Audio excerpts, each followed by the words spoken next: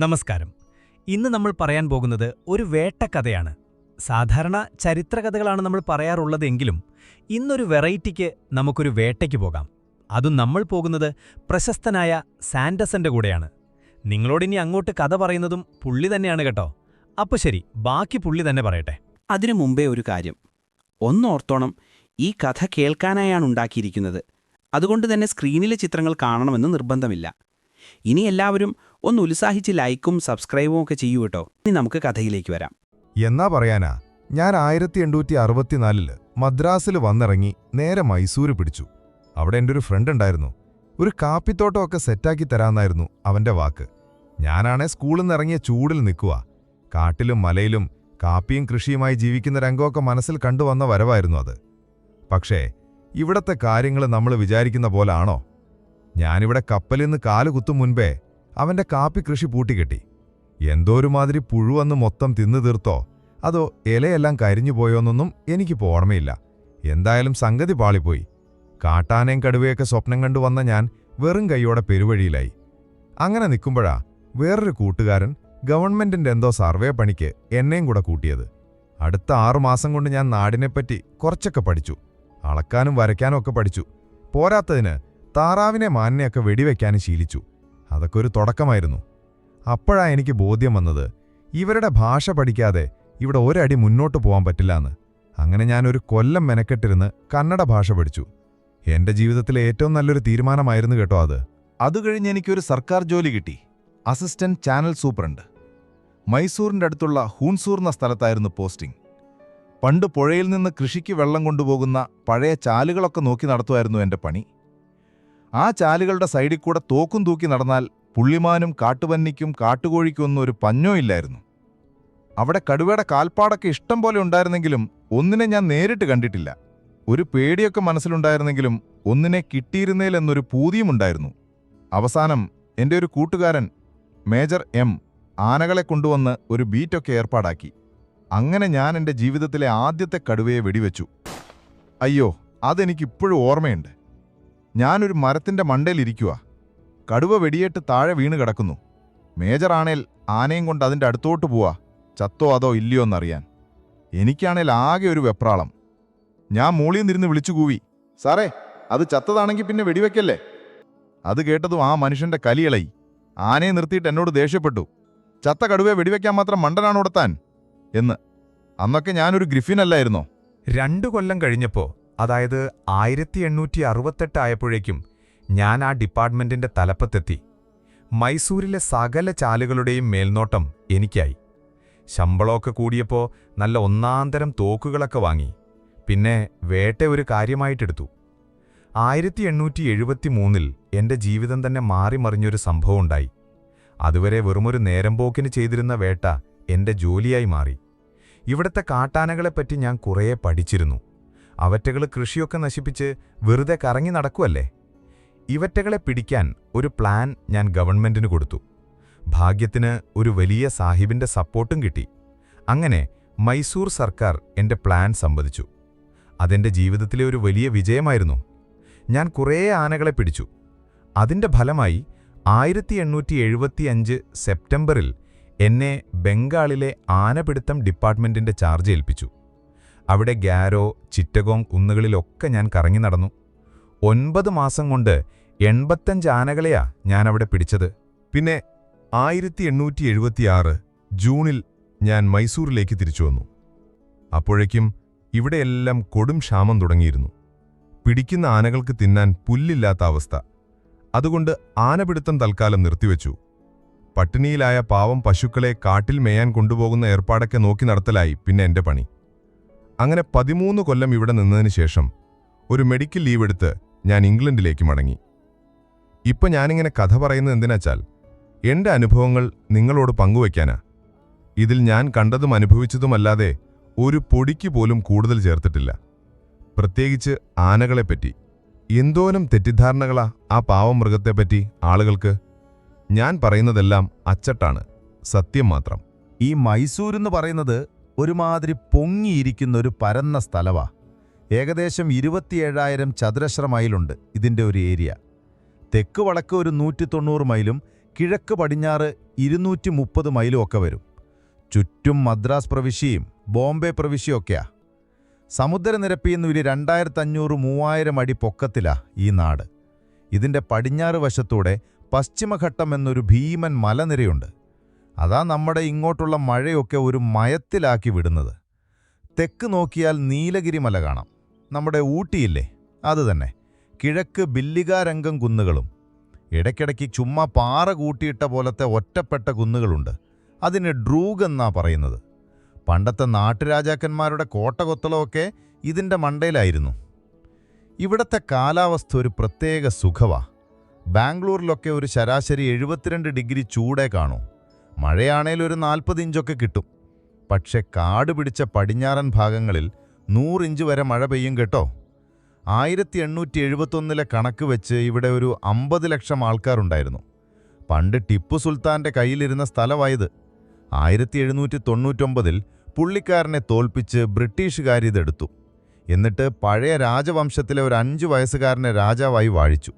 പിന്നെ കുറേ കാലം കഴിഞ്ഞ് രാജാവിന് കാര്യമായിട്ടൊന്നും നോക്കാൻ വയ്യാതായപ്പോൾ ബ്രിട്ടീഷുകാരുടെ കമ്മീഷൻ ഭരണം ഏറ്റെടുത്തു. ഇപ്പോൾ ഒരു കൊച്ചു മഹാരാജാവുണ്ട്. പുള്ളിക്ക് പ്രായമാകുമ്പോൾ ഭരണം തിരികെ കൊടുക്കാനായി ഇംഗ്ലീഷുകാർ പഠിപ്പിച്ചുകൊണ്ടിരിക്കുക. ഇവിടുത്തെ ഹിന്ദുക്കളുണ്ടല്ലോ, പാവങ്ങളാ, വലിയ സംരംഭകരൊന്നുമല്ല. ബ്രാഹ്മണന്മാര് നല്ല ബുദ്ധിയുള്ള കൂട്ടരാ.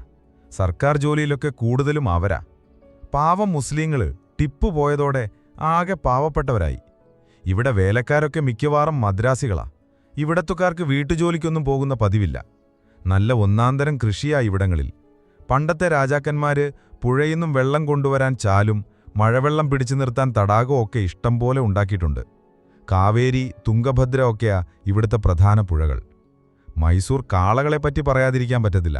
നല്ല സ്പീഡും മൈലേജുമാ. പണ്ടത്തെ ആൾക്കാരുടെ യാത്രയൊക്കെ കാളവണ്ടിയിലാ. ഒരു 5 മൈൽ കൂടുമ്പോൾ കാളയെ മാറ്റും, പഴയകാലത്തെ ടാക്സി പോലെ. ചരക്ക് കൊണ്ടുപോകുന്നതും ഈ കാളവണ്ടികളിൽ തന്നെ. ഇവിടുത്തെ കാലാവസ്ഥയെ 3ആയിട്ട് തിരിക്കാം. തണുപ്പുകാലം ഡിസംബർ മുതൽ ഫെബ്രുവരി. രാവിലെയും വൈകുന്നേരവും നല്ല തണുപ്പും കോടയും, പകല് നല്ല വെയിലും. ചൂടുകാലം മാർച്ച് മുതൽ മെയ്. ചൂടുണ്ടെങ്കിലും സഹിക്കാൻ പറ്റാത്ത ചൂടൊന്നുമില്ല. ഇടയ്ക്കിടയ്ക്ക് നല്ല ഇടിയും മഴയും കിട്ടും.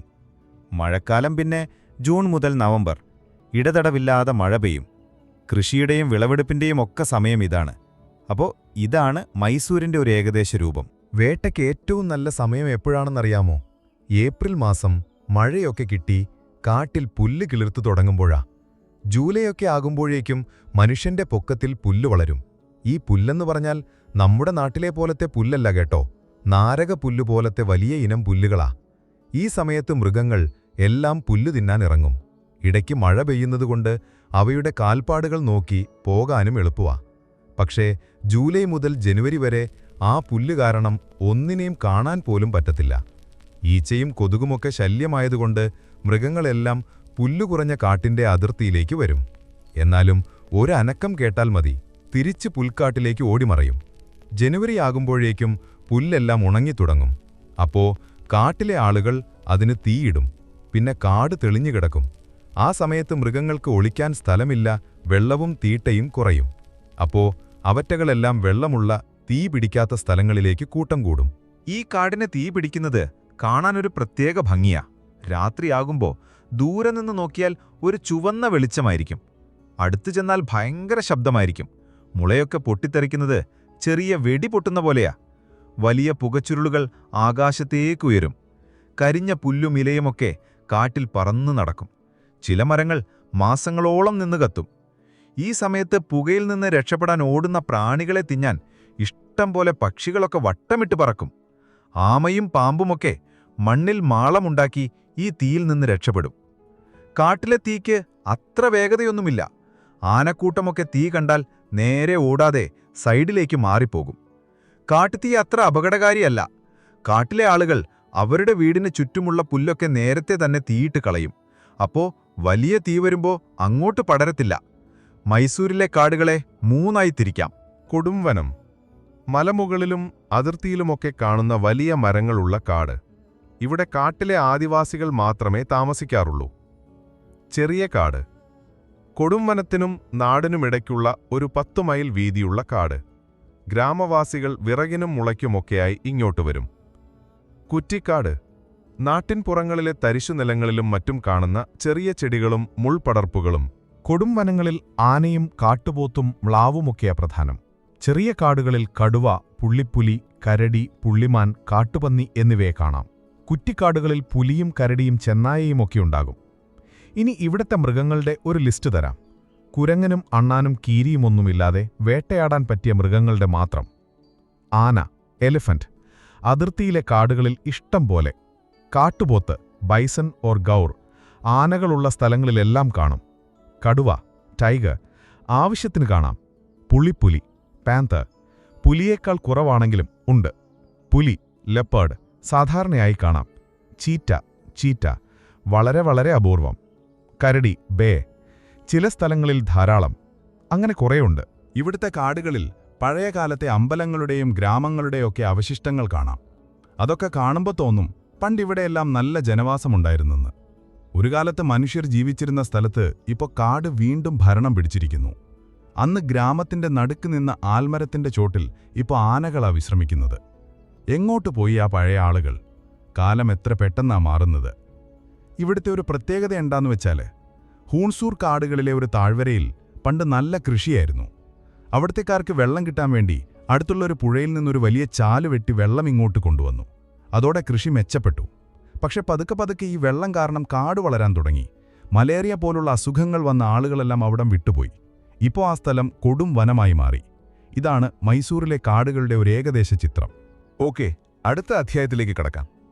ഇത് ഞാൻ താമസിച്ചിരുന്ന ഗ്രാമത്തെ പറ്റിയാ കേട്ടോ. ഞാൻ ആനപിടുത്തം തുടങ്ങിയപ്പോൾ മൈസൂരിൽ നിന്ന് മാറി മോർലെ എന്നൊരു ഗ്രാമത്തിന്റെ അടുത്തേക്ക് താമസം മാറ്റി. മൈസൂർ പട്ടണത്തിൽ നിന്ന് ഒരു 41 മൈൽ ദൂരമുണ്ടങ്ങോട്ട്. ബില്ലിഗരങ്കൻ മലനിരകളുടെ തൊട്ടടുത്ത ഈ സ്ഥലം. അവിടെയാണെങ്കിൽ ആനകൾ ഇഷ്ടം പോലെയുണ്ട്. ആനപിടുത്തത്തിന് പറ്റിയ ഒരു ഒന്നാന്തരം സ്ഥലമായിരുന്നു അത്. ആനകൾ ഇടയ്ക്കിടയ്ക്ക് അവിടുത്തെ കൃഷിയിടങ്ങളിൽ വരും. എന്നിട്ട് അടുത്തുള്ള കാട്ടിൽ ആഴ്ചകളോളം തങ്ങും. അതുകൊണ്ട് അവയുടെ പിന്നാലെ മല കയറി നടക്കേണ്ട കഷ്ടപ്പാടില്ലായിരുന്നു.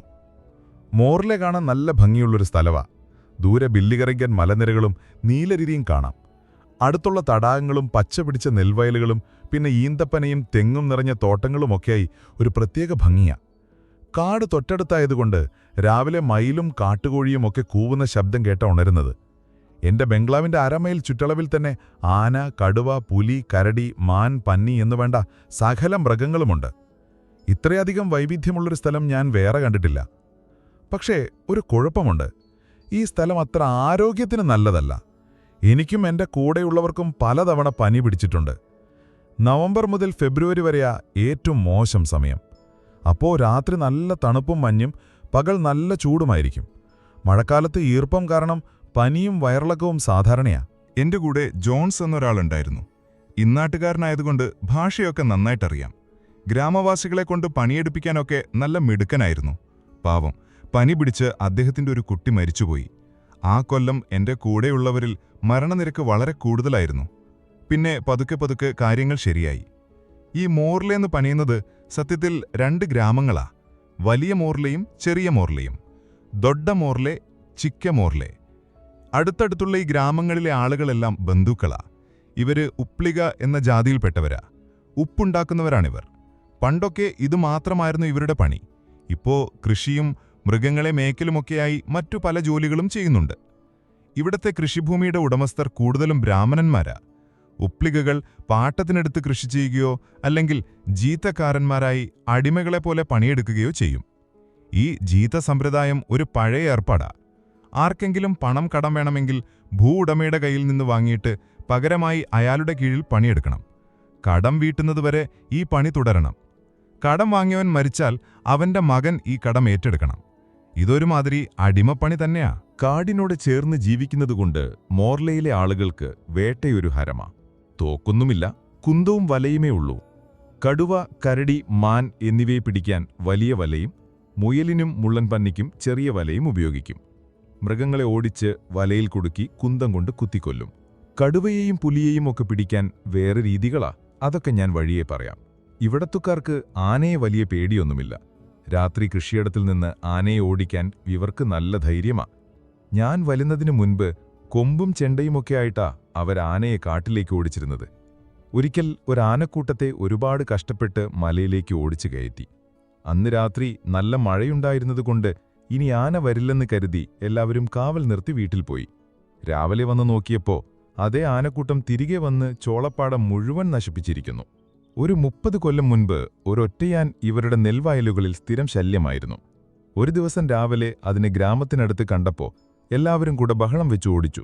പേടിച്ച ആന അടുത്തുള്ളൊരു ചതിപ്പിലേക്ക് ഓടി. അവിടെ അത് കഴുത്തറ്റം വരെ താണുപോയി. പിന്നെ നാട്ടുകാരുടെ പരാക്രമമായിരുന്നു. കല്ലും വടിയും എടുത്ത് എറിഞ്ഞു. രക്ഷപ്പെടില്ലെന്ന് കണ്ടപ്പോ ചില വിരുദ്ധന്മാർ അതിന്റെ പുറത്ത് വൈക്കോലിട്ട് തീയും കൊളുത്തി. പാവം മൃഗത്തിന്റെ പുറമെല്ലാം പൊള്ളി. പക്ഷേ അത് അവിടെ കിടന്ന് ചത്തില്ല. എങ്ങനെയോ അതാ ചതിപ്പിൽ നിന്ന് കരകയറി രക്ഷപ്പെട്ടു. പിന്നെയും കുറേ കാലം ആ പൊള്ളലേറ്റ പാടുമായി അതാ പരിസരങ്ങളിൽ കറങ്ങി നടന്നു. ഇതൊക്കെ കാണുമ്പോൾ ക്രൂരതയാണെന്ന് തോന്നുമെങ്കിലും ഈ പാവങ്ങളുടെ അവസ്ഥയും നമ്മൾ ഓർക്കണം. ഈ ആന കാരണം അവരുടെ ജീവിതം തന്നെ ദുരിതത്തിലായിരുന്നു. തോക്കില്ലാതെ പിന്നെ അവരെന്താ ചെയ്യാനാ? ഇവരുടെ വീടുകൾ വെറും മൺകുടിലുകളാ. മണ്ണ് കുഴച്ചുണ്ടാക്കിയ ഭിത്തിയും പുല്ലുമേഞ്ഞ മേൽക്കൂരയും ഒരൊറ്റ വാതിലേ കാണൂ. ഞാൻ വരുന്നതിന് മുൻപ് കഷ്ടിച്ചായിരുന്നു ഇവരുടെ ജീവിതം. പട്ടിണിയാകുമ്പോൾ ഈന്തപ്പനയുടെ കൂമ്പും കാട്ടിലെ കിഴങ്ങുകളുമൊക്കെ തിന്നും. ഇവരുടെ പ്രധാന ഭക്ഷണം റാഗിയാ. റാഗി പൊടിച്ച് കുറുക്കിയുണ്ടാക്കി ഉരുളകളാക്കി കഴിക്കും. കൂടെ കുറച്ച് മുളകും ഉപ്പും ചേർത്ത ഒരു കറിയും കാണും. ഈ റാഗി അവർ സൂക്ഷിക്കുന്നത് മണ്ണിനടിയിൽ കുഴികളുണ്ടാക്കിയ. ഇവിടത്തെ ആളുകളുടെ വേഷം ലളിതമാണ്. അരയിലൊരു തുണ്ടും തണുപ്പിനൊരു പുതപ്പും. വേട്ടയ്ക്കിറങ്ങുമ്പോൾ ഒരു കോണകം മാത്രമേ കാണൂ. ആണുങ്ങളെല്ലാം മെലിഞ്ഞവരാണെങ്കിലും നല്ല കായികശേഷിയുണ്ട്. മദ്യം തൊടുക പോലുമില്ല. പെണ്ണുങ്ങളെല്ലാം കാണാൻ അത്ര ഭംഗിയില്ലാത്തവരാ. 25 വയസ്സാകുമ്പോഴേക്കും വയസ്സായതുപോലെ തോന്നും. ചെറിയ പ്രായത്തിലെ കല്യാണം കഴിക്കും. 14 വയസ്സിൽ അമ്മമാരാകുന്നവരൊക്കെ ഉണ്ട്. ഇവരുടെ ഇടയിൽ ഭർത്താവിനെ വഞ്ചിക്കുന്നതൊക്കെ സാധാരണയാ. ഒരു പെണ്ണിന് അവരുടെ ഭർത്താവിനെ ഇഷ്ടമല്ലെങ്കിൽ വേറൊരാളുടെ കൂടെ പോകാം. പക്ഷെ ആ പുതിയ ആൾ പഴയ ഭർത്താവിന് കല്യാണത്തിന് ചിലവായ കാശ് ഏകദേശം 45 രൂപ തിരികെ കൊടുക്കണം. മോർലയിലെ ഈ ഉപ്ലികകളുടെ തലവൻ ലിങ്കൻ എന്നൊരു ചെറുപ്പക്കാരനാ. നല്ല വിശ്വസ്തൻ. എന്റെ കൂടെ ആദ്യം മുതൽക്കേ അവനുണ്ടായിരുന്നു. അങ്ങനെ ഒരുപാട് കഷ്ടപ്പെട്ട ഞാൻ ഈ മോർലേക്കാരെ പരിശീലിപ്പിച്ചെടുത്തത്. ആദ്യം അവർക്കൊരു ചിട്ടയും ഉണ്ടായിരുന്നില്ല. എന്നാലും പതുക്കെ പതുക്കെ അവർ മിടുക്കരായി. അവരിൽ മിടുക്കരായ 5 പേരെ ഞാൻ ആനയെ കണ്ടുപിടിക്കുന്ന ട്രാക്കർമാരായി നിയമിച്ചു. എന്നും രാവിലെ കാട്ടിൽ പോയി ആനയുടെയും കടുവയുടെയും ഒക്കെ കാൽപ്പാടുകൾ നോക്കി വിവരം തരിക എന്നതായിരുന്നു അവരുടെ ജോലി. അസാധ്യ കഴിവുള്ളവരായിരുന്നു അവർ. അപ്പോൾ ഇതാണ് മോർലെ എന്ന ഗ്രാമത്തിന്റെയും അവിടുത്തെ ആളുകളുടെയും കഥ. അടുത്ത അധ്യായം കുറച്ചുകൂടി കാടിന്റെ ഉള്ളിലേക്കാണ് പോകുന്നത്. ബില്ലികാരങ്കൻ മലനിരകളെപ്പറ്റിയാണ് ഈ അധ്യായം. മോർലയിൽ താമസം തുടങ്ങിയ ആദ്യത്തെ കുറച്ചു മാസങ്ങൾ ഞാൻ ടെന്റിലായിരുന്നു. 1874 വേനൽക്കാലത്ത് ഞാൻ എനിക്കായി ഒരു ബംഗ്ലാവ് പണിതു. 2 മുറിയും ഒരു കുളിമുറിയുമൊക്കെയുള്ള ഒരു ചെറിയ വീട്. ചുവരൊക്കെ കളിമണ്ണ് കൊണ്ടാണ് ഉണ്ടാക്കിയത്. നല്ല ഉറപ്പുള്ള ചുവരുകളാ. മേൽക്കൂര കമുകിൻ തടിയും മുളയും കൊണ്ട് തീർത്ത് നെല്ലിന്റെ വൈക്കോൽ കൊണ്ടു മേഞ്ഞു. ഞാൻ ഈ ബംഗ്ലാവിന് മോർലെ ഹാൾ എന്ന് പേരിട്ടു. ഉപേക്ഷിക്കപ്പെട്ട ഒരു പഴയ ഗ്രാമത്തിന്റെ അടുത്തായിരുന്നു അത്. ആ പഴയ ഗ്രാമത്തിന്റെ അടയാളമായി കുറച്ചു മൺകൂനകളും ഒരു കൽക്ഷേത്രവും മാത്രമേ ഇപ്പോഴുള്ളൂ. എന്റെ ബംഗ്ലാവിന് കിഴക്കുവശത്താണ് ബില്ലികാരങ്കൻ മലനിരകൾ. ഏകദേശം 8 മൈൽ ദൂരമുണ്ട് അന്നോട്ട്. ഏകദേശം 6000 അടി ഉയരമുണ്ട് ആ മലകൾക്ക്. എന്റെ വീടിനും മലകൾക്കും ഇടയ്ക്കുള്ള കാട്ടിൽ നിറയെ മുളങ്കൂട്ടങ്ങളും ചെറിയ മരങ്ങളുമാണ്. കടുവയും പന്നിയുമൊക്കെ താമസിക്കുന്നത് അവിടുത്തെ പുഴയോരങ്ങളിലെ ഈർപ്പമുള്ള കുറ്റിക്കാടുകളിലാ. ആ മലനിരകൾക്ക് സമാന്തരമായി ഹോൺഹൊള്ളെ എന്നൊരു പുഴ ഒഴുകുന്നുണ്ട്. മഴക്കാലത്ത് ഈ പുഴ കരകവിഞ്ഞൊഴുകും. വെള്ളത്തിന് കരിയുടെയും ചാരത്തിന്റെയും നിറമായിരിക്കും. വേനൽക്കാലത്ത് വെള്ളം കുറയുമ്പോൾ ഇലകളൊക്കെ ചീഞ്ഞ് വെള്ളത്തിനൊരു കയ്പുരസമായിരിക്കും. ഈ ഹോൺഹൊള്ളെ പുഴ മലകളിൽ നിന്നാണ് ഉദ്ഭവിക്കുന്നത്. താഴെ എത്തുമ്പോൾ അതിൽ നിന്ന് കൃഷിക്കായി ചെറിയ ചാലുകൾ കീറിയിട്ടുണ്ട്. അതിലൊരു പ്രധാന ചാലാണ് ഹോങ്ക്ലേവാഡി ചാനൽ. ഒരു കൽക്കെട്ട് കെട്ടി പുഴയിലെ വെള്ളം തടഞ്ഞു നിർത്തിയാണ് ഈ ചാലിലേക്ക് തിരിച്ചുവിടുന്നത്. ഈ ചാലിലെ വെള്ളം അവസാനം ചെന്നുചേരുന്നത് മോർലേക്കടുത്തുള്ള രാമസമുദ്രമെന്ന വലിയ തടാകത്തിലാ. പണ്ടൊക്കെ ഈ ചാലിന്റെ കരയിലൊക്കെ നല്ല കൃഷിയുണ്ടായിരുന്നു. പക്ഷെ ആനയുടെയും കടുവയുടെയും ശല്യം കാരണം ആളുകളെല്ലാം അവിടം ഉപേക്ഷിച്ചുപോയി. രാമസമുദ്രം തടാകം നല്ല ഭംഗിയുള്ളൊരു സ്ഥലമാ. ഏകദേശം 2 മൈൽ നീളവും 1/2 മൈൽ വീതിയുമുണ്ട്. പക്ഷെ കുറേ കാലമായി മണ്ണടിഞ്ഞ് ആഴം കുറഞ്ഞിരിക്കുന്നു. 1874 5 വർഷത്തിനു ശേഷം ആ തടാകത്തിലെ വെള്ളം വറ്റാറായപ്പോൾ ഞങ്ങൾ നാട്ടുകാരെല്ലാവരും കൂടെ ഒരു മീൻപിടുത്തം നടത്തി. നൂറുകണക്കിന് ആളുകൾ ചെറിയ കുട്ടകളൊക്കെയായി ഇറങ്ങി. കുട്ട വെള്ളത്തിൽ കമിഴ്ത്തിവെച്ച് മീൻ അകത്താവുമ്പോൾ മുകളിലൂടെ കൈയിട്ടെടുക്കും. അന്നൊരുപാട് മീൻ കിട്ടി. ഈ മലനിരകളിലെ പ്രധാന നിവാസികൾ ഷോലക എന്നൊരു വിഭാഗം ആദിവാസികളാ.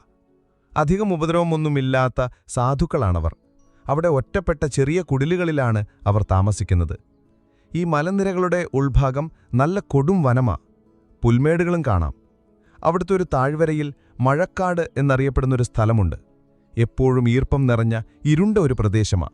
അവിടെ മൃഗങ്ങളൊന്നും അധികം പോകാറില്ല, കാരണം പുല്ലൊന്നും വളരില്ല. പക്ഷെ വേട്ടക്കാരിൽ നിന്ന് രക്ഷപ്പെടാൻ പറ്റിയൊരിടമാണത്. ഈ മലയുടെ താഴ്വരയിൽ ഉപേക്ഷിക്കപ്പെട്ട ഒരുപാട് ഗ്രാമങ്ങളുണ്ട്.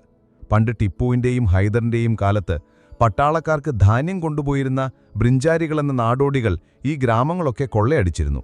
അതുകൊണ്ടായിരിക്കാം ആളുകൾ ഇവിടം വിട്ടുപോയതെന്നാണ് എൻ്റെ വിശ്വാസം. ഒരിക്കൽ ഈ മലയുടെ താഴ്വരയിൽ വെച്ച് കഴിഞ്ഞ 20 കൊല്ലമായി അവിടെ വിലസുന്ന ഒരൊറ്റയാൻ കാട്ടുപോത്തിനെ ഞാൻ വെടിവെച്ചു. ഒരു ദിവസം രാവിലെ മീൻ പിടിക്കാൻ പോകുമ്പോഴാ ഞാൻ അതിനെ കണ്ടത്. എൻ്റെ ചെറിയ ആനപ്പുറത്തിരുന്ന് നോക്കിയാൽ പുല്ലിൻ്റെ മുകളൊന്നും കാണാൻ പറ്റില്ല. അപ്പോഴാ പുല്ലിൻ്റെ ഇടയിലൂടെ ഒരു കാട്ടുപോത്തിൻ്റെ തല കണ്ടത്. ഞാൻ വേഗം ആനപ്പുറത്തുനിന്ന് ചാടിയിറങ്ങി. അതെന്നെ കണ്ടതും ചാടി എണീറ്റു. ഞാൻ വെടിവെച്ചു. അതിൻ്റെ പിന്നിലെ കാലൊടിഞ്ഞു. പിന്നെ കുറേ ദൂരം ഓടി അവസാനം ഞാനതിനെ കൊന്നു. ഭയങ്കര വലിപ്പമുള്ളൊരു മൃഗമായിരുന്നു അത്. അവിടെ അടുത്ത് പൂഞ്ഞൂർ എന്നൊരു സ്ഥലമുണ്ട്. അവിടെ ബൊമ്മയ്യ ഗൗഡ എന്നൊരാളുണ്ട്. എൻ്റെ വലിയൊരു കൂട്ടുകാരനാ. നല്ല ഒന്നാന്തരം വേട്ടക്കാരൻ. കടുവയും ആനയുമാണ് പുള്ളിക്കാരൻ്റെ പ്രധാന ഇരകൾ. അദ്ദേഹത്തിൻ്റെ കഥകൾ കേട്ടിരിക്കാൻ തന്നെ ഒരു രസവാ. കാട്ടുമൃഗങ്ങളെപ്പറ്റി അദ്ദേഹത്തിന് നല്ല അറിവാ. പൂഞ്ഞൂരിൽ നിന്ന് 3 മൈൽ ദൂരെ കുമ്പപ്പൻകുടി എന്നൊരു ചെറിയ അമ്പലമുണ്ട്. മോർലയിലെയും അടുത്തുള്ള ഗ്രാമങ്ങളിലെയും ആളുകൾ പ്രാർത്ഥിക്കാൻ വരുന്നത് ഇവിടെയാ. കുമ്പപ്പൻ ഒരു ദുഷ്ടദൈവമാ. അതുകൊണ്ട് പ്രീതിപ്പെടുത്തിയില്ലെങ്കിൽ ഉപദ്രവിക്കുമെന്നാ വിശ്വാസം. അവിടുത്തെ പൂജാരി എന്നോട് പറഞ്ഞിട്ടുണ്ട്, വളരെ മോശം ദൈവമാസാണ്. പൂജയൊക്കെ ശരിക്ക് ചെയ്തില്ലെങ്കിൽ പൂജാരിക്ക് തന്നെ പണി കിട്ടുമത്രേ. അവിടുത്തെ പൂജയൊക്കെ കാണാൻ രസമാ. ആളുകൾ നേർച്ചയായി പഴവും തേങ്ങയുമൊക്കെ കൊണ്ടുവരും. ചില പെണ്ണുങ്ങൾ കുട്ടികളുണ്ടാകാൻ വേണ്ടി അമ്പലത്തിന് ചുറ്റും ഉരുളും. ഇതിനിടയ്ക്ക് എന്റെ കൂടെയുള്ള ട്രാക്കർമാർ അവരെ കളിയാക്കി ചിരിക്കുന്നതും കാണാം. അപ്പോ ബില്ലിഗ്രങ്കൻ മലനിരകളെപ്പറ്റിയും അവിടുത്തെ വിശേഷങ്ങളെപ്പറ്റിയും ഇതൊക്കെയാണ് പറയാനുള്ളത്. ഇനി ആനകളെപ്പറ്റി പറയാം. കാട്ടാനകളെപ്പറ്റിയുള്ള എൻ്റെ അറിവുകൾ കൂടുതലും മോർലയിലും ഗുണ്ടൽപേട്ടിലും കാകനകോട്ട കാടുകളിലും വെച്ച് എനിക്ക് കിട്ടിയതാണ്. ഹിമാലയത്തിൻ്റെ താഴ്വര മുതൽ തെക്കേ അറ്റം വരെയും ബംഗാൾ ഉൾക്കടലിന് കിഴക്കുള്ള ചിറ്റഗോങ്, ബർമ്മ, സയാം തുടങ്ങിയ രാജ്യങ്ങളിലും കാട്ടാനകളെ ഇഷ്ടം പോലെ കാണാം. ശ്രീലങ്കയിലും ഇവയുണ്ട്. എല്ലായിടത്തും ഒരേ വർഗം ആനയാണ്. മൈസൂറിൽ പശ്ചിമഘട്ടത്തിലെ കാടുകളിലും തെക്ക് കിഴക്കുള്ള ബില്ലിഗരങ്കൻ മലനിരകളിലുമൊക്കെയാണ് ആനകളെ കൂടുതലായി കാണുന്നത്. ഒരാനക്കൂട്ടത്തിൽ സാധാരണയായി 30 മുതൽ 50 വരെ ആനകളുണ്ടാകും. ചിലപ്പോൾ 100 വരെ ഉണ്ടാകാം. തീറ്റ കുറവുള്ള സ്ഥലങ്ങളിൽ ഇവർ ചെറിയ സംഘങ്ങളായി പിരിഞ്ഞു നടക്കും. ഓരോ കൂട്ടവും ഒരു കുടുംബം പോലെയാ. ഒരു കൂട്ടത്തിലുള്ളവർ മറ്റൊരു കൂട്ടത്തിലധികം ചേരാറില്ല. ഒരു കൂട്ടം പോകുമ്പോൾ പിടിയാനകളും കുട്ടികളുമായിരിക്കും മുന്നിൽ. കൊമ്പനാനകൾ പിന്നാലെ വരും. എന്തെങ്കിലും അപകടം വന്നാൽ ഈ ക്രമം നേരെ തിരിയും. കൊമ്പന്മാർ മുന്നോട്ട് കുതിക്കുമ്പോൾ പിടിയാനകളും കുട്ടികളും പിന്നിലാകും. ഒരാനക്കൂട്ടത്തെ നയിക്കുന്നത് എപ്പോഴും ഒരു പിടിയാനയായിരിക്കും, ഒരിക്കലും ഒരു കൊമ്പനായിരിക്കില്ല. കുട്ടികളുള്ള പിടിയാനകൾ എപ്പോഴും അപകടകാരികളായിരിക്കും. ആനകൾ പലതരം ശബ്ദങ്ങളുണ്ടാക്കി പരസ്പരം സംസാരിക്കും. ചിലത് തുമ്പിക്കൈകൊണ്ടും ചിലത് തൊണ്ടയിൽ നിന്നുമാണ്. ദേഷ്യം വരുമ്പോൾ ഒരുമാതിരി മുരളുന്ന ശബ്ദവും പേടി വരുമ്പോൾ കാതടപ്പിക്കുന്ന ചിഹ്നം വിളിയുമായിരിക്കും. സന്തോഷം വരുമ്പോൾ തുമ്പിക്കൈകൊണ്ട് ഒരുതരം ഞരങ്ങുന്ന ശബ്ദമുണ്ടാക്കും. വേനൽക്കാലത്ത് ആനകൾ പുഴയുടെ അടുത്തുള്ള തണലുള്ള കാടുകളിൽ കഴിച്ചുകൂട്ടും. ജൂൺ മാസത്തിൽ മഴ കിട്ടി പുല്ലുകിളിർക്കുമ്പോൾ അവർ പുറത്തിറങ്ങും. ചിലപ്പോൾ ഉപ്പുള്ള മണ്ണ് തിന്നാനും ചില പ്രത്യേക പഴങ്ങൾ കഴിക്കാനും അവർ താഴ്ന്ന പ്രദേശങ്ങളിലേക്ക് വരും. ആനകൾക്ക് ഈച്ചയും കൊതുകുമൊന്നും അത്ര പിടിക്കില്ല. അതുകൊണ്ട് മഴക്കാലത്ത് അവറ്റകൾ ശല്യം കുറഞ്ഞ സ്ഥലങ്ങളിലേക്ക് മാറും. ആനയീച്ച എന്നൊരു ഭീകരൻ ഈച്ചയുണ്ട്. ഒരു ചെറിയ തേനീച്ചയുടെ വലിപ്പമുണ്ടാകും. പകൽ സമയത്ത് മേഘങ്ങളുള്ളപ്പോഴും ചെറിയ ചാറ്റൽ മഴയുള്ളപ്പോഴും ആനക്കൂട്ടം പുറത്തിറങ്ങി നടക്കും. നല്ല വെയിലുള്ളപ്പോൾ മുളങ്കാടുകളിൽ ഒളിച്ചിരിക്കും. സാധാരണയായി സൂര്യൻ ഉദിച്ചതിനു ശേഷവും അസ്തമിക്കുന്നതിനു മുൻപുമാണ് അവർ വെള്ളം കുടിക്കുന്നത്. കൂടുതൽ ആനക്കുട്ടികളും ജനിക്കുന്നത് സെപ്റ്റംബർ ഒക്ടോബർ മാസങ്ങളിലാ. ഒരു കുട്ടി ജനിച്ചാൽ കൂട്ടം 2 ദിവസം അവിടെ തങ്ങും. അപ്പോഴേക്കും കുട്ടിക്ക് നടക്കാൻ പറ്റും. ചെറിയ പ്രായത്തിൽ പോലും കുട്ടികൾ അമ്മമാരുടെ കൂടെ മല കയറും, പുഴ നീന്തിക്കടക്കും. നീന്തുമ്പോൾ അമ്മമാർ തുമ്പിക്കൈ കൊണ്ട് കുട്ടികളെ താങ്ങി നിർത്തും. കുറച്ചുകൂടി വലുതായാൽ അമ്മയുടെ തോളിൽ കയറിയിരിക്കും. കരയിലെ മൃഗങ്ങളിൽ ഏറ്റവും നന്നായി നീന്തുന്നത് ആനകളായിരിക്കും. ഒറ്റയാൻ എന്ന് നമ്മൾ പറയുന്ന ആനകൾ കൂട്ടത്തിൽ നിന്ന് പുറത്താക്കപ്പെട്ടവരാണെന്നുള്ള വിശ്വാസം തെറ്റാ. മിക്ക ഒറ്റയാന്മാരും ഏതെങ്കിലും ഒരു കൂട്ടത്തിന്റെ തലവന്മാരായിരിക്കും. അവർ ഇടയ്ക്കിടയ്ക്ക് തനിച്ച് നടക്കാൻ ഇഷ്ടപ്പെടുന്നവരാണ്. കൃഷിയിടങ്ങളിലേക്കും നാട്ടിൻപുറങ്ങളിലേക്കും അവർ തനിച്ചാണ് വരുന്നത്. ചിലപ്പോൾ പ്രായം കുറഞ്ഞ, കൂട്ടത്തിൽ വലിയ സ്ഥാനമൊന്നുമില്ലാത്ത കൊമ്പന്മാരും തനിച്ച് നടക്കാറുണ്ട്. ചിലപ്പോൾ 2 കൊമ്പനാനകൾ ഒരുമിച്ചു നടക്കുന്നത് ഞാൻ കണ്ടിട്ടുണ്ട്. ഇവർ രാത്രികാലങ്ങളിൽ കൃഷിയിടങ്ങളിൽ കറങ്ങും. ഇവരെല്ലാം എപ്പോഴും അക്രമകാരികളല്ല. ഞാൻ മോർലയിൽ കണ്ടിരുന്ന ഒരൊറ്റയാൻ ആരെയും ഉപദ്രവിച്ചിരുന്നില്ല. ആനകൾക്ക് എത്ര ഉയരം വെക്കുമെന്നതിനെപ്പറ്റി ആളുകൾക്ക് വലിയ തെറ്റിദ്ധാരണയുണ്ട്. ഞാൻ 100 കണക്കിന് ആനകളെ അളന്നു നോക്കിയിട്ടുണ്ട്. 10 അടിയിൽ കൂടുതൽ ഉയരമുള്ള ഒന്നിനെപ്പോലും ഞാൻ കണ്ടിട്ടില്ല. ഏറ്റവും വലുത് മദ്രാസിലെ സർക്കാർ ആനയായിരുന്നു, 9 അടി 10 ഇഞ്ച്. ആഫ്രിക്കൻ ആനകൾ നമ്മുടെ ആനകളെക്കാൾ 1 അടി പൊക്കം കൂടുതലായിരിക്കും. ആനകൾ എത്രകാലം ജീവിക്കുമെന്നത് ഒരു തർക്കവിഷയമാ. നാട്ടുകാർ പറയുന്നത് 80 മുതൽ 120 വയസ്സുവരെ ജീവിക്കുമെന്നാ. എന്റെ അഭിപ്രായത്തിൽ 150 വയസ്സുവരെ ജീവിക്കാൻ സാധ്യതയുണ്ട്. ചത്ത ആനകളുടെ ജഡം കാട്ടിൽ കാണുന്നത് വളരെ അപൂർവമാ. ഇതൊരു അത്ഭുതമാണ്. അതുകൊണ്ട് ആനകൾക്കൊന്നും സ്വാഭാവിക മരണമില്ലെന്നും അവർക്ക് മരിക്കാൻ വേണ്ടി മാത്രമായി ഒരു രഹസ്യ സ്ഥലമുണ്ടെന്നും കാട്ടിലെ ആദിവാസികൾ വിശ്വസിക്കുന്നു. പിടിയാനകൾ ഏകദേശം 20 മാസത്തോളം ഗർഭം ധരിക്കും. കൊമ്പനാനകൾക്കിടയ്ക്കിടയ്ക്ക് മദപ്പാട് വരും. ഈ സമയത്ത് അവയുടെ ചെവിക്കും കണ്ണിനുമിടയിലുള്ള ഒരു ചെറിയ ദ്വാരത്തിൽ നിന്ന് ഒരുതരം എണ്ണ പോലുള്ള ദ്രാവകം ഒലിച്ചിറങ്ങും. ഈ സമയത്ത് അവ അപകടകാരികളാകും. ഒരു ആനക്കുട്ടി ജനിക്കുമ്പോൾ അതിന് 3 അടി പൊക്കവും ഏകദേശം 90 കിലോ തൂക്കവുമുണ്ടാകും. ആനയുടെ കൊമ്പുകൾ ആഫ്രിക്കൻ ആനകളുടേതുപോലെ അത്ര വലുതല്ല. കൊമ്പില്ലാത്ത കൊമ്പനാനകളെ മോഴ എന്ന് പറയും. പിടിയാനകൾക്ക് ചെറിയ കൊമ്പുകളുണ്ടാകും. അതിനെ തൂഷ്, ടഷ് എന്നാ പറയുന്നത്. ആനയ്ക്ക് ചാടാൻ കഴിയില്ല. അതിന്റെ ഒരേയൊരു വേഗത നടത്തമാണ്. പക്ഷേ അത് ഓടുന്നതുപോലെ വേഗത്തിലാക്കാൻ പറ്റും. ഏകദേശം മണിക്കൂറിൽ 15 മൈൽ വേഗതയിൽ ഓടാൻ കഴിയും. പക്ഷേ അതിന് തുള്ളിച്ചാടാനോ ഗാലപ്പ് ചെയ്യാനോ കഴിയില്ല. അപ്പോ ഇതാണ് കാട്ടാനകളെപ്പറ്റിയുള്ള എന്റെ കണ്ടെത്തലുകൾ. കാട്ടാനകളെ പിടിക്കാൻ പ്രധാനമായും 4 വഴികളാണുള്ളത്. ക്രെദ്ധ, കെദ്ധ, ആനകളെ ഒരു വലിയ കെണിയിലേക്ക് ഓടിച്ചു കയറ്റി പിടിക്കുന്ന രീതി. താപ്പാനകളെ ഉപയോഗിച്ച്, പരിശീലിപ്പിച്ച പിടിയാനകളെ ഉപയോഗിച്ച് ഒറ്റയാന്മാരെ ആകർഷിച്ചു പിടിക്കുക. ആനക്കുഴി, വലിയ കുഴികളുണ്ടാക്കി അതിൽ ആനകളെ വീഴ്ത്തി പിടിക്കുക. കുരുക്കിട്ട് പിടിക്കുക, പരിശീലിപ്പിച്ച ആനപ്പുറത്തിരുന്ന് കാട്ടാനകളെ കുരുക്കിട്ട് പിടിക്കുക. ഇതിൽ ഖെദ്ദ രീതിയാണ് വലിയ ആനക്കൂട്ടങ്ങളെ ഒരുമിച്ച് പിടിക്കാൻ ഏറ്റവും നല്ലത്. ബംഗാളിലെ സർക്കാർ ആനപിടുത്ത സംഘം ഈ രീതിയാണ് ഉപയോഗിക്കുന്നത്. ഒരു വേട്ട സംഘത്തിൽ ഏകദേശം 370 ആളുകളുണ്ടാകും. അവർക്ക് കൃത്യമായ ശമ്പളവും ഭക്ഷണവും കൊടുക്കും. ഓരോ സംഘത്തിന്റെ കൂടെയും പിടിച്ച ആനകളെ മെരുക്കാൻ കൂൺകി എന്നറിയപ്പെടുന്ന താപ്പാനകളുമുണ്ടാകും. വേട്ട തുടങ്ങുന്നത് വേനൽക്കാലത്താണ്, ഡിസംബർ മാസത്തിൽ. ആദ്യം വേട്ടക്കാർ ഒരു ആനക്കൂട്ടത്തെ കണ്ടെത്തും. എന്നിട്ട് അവരറിയാതെ ആ കൂട്ടത്തിനു ചുറ്റും ഏകദേശം 6-8 മൈൽ ചുറ്റളവിൽ ഒരു വലയം തീർക്കും.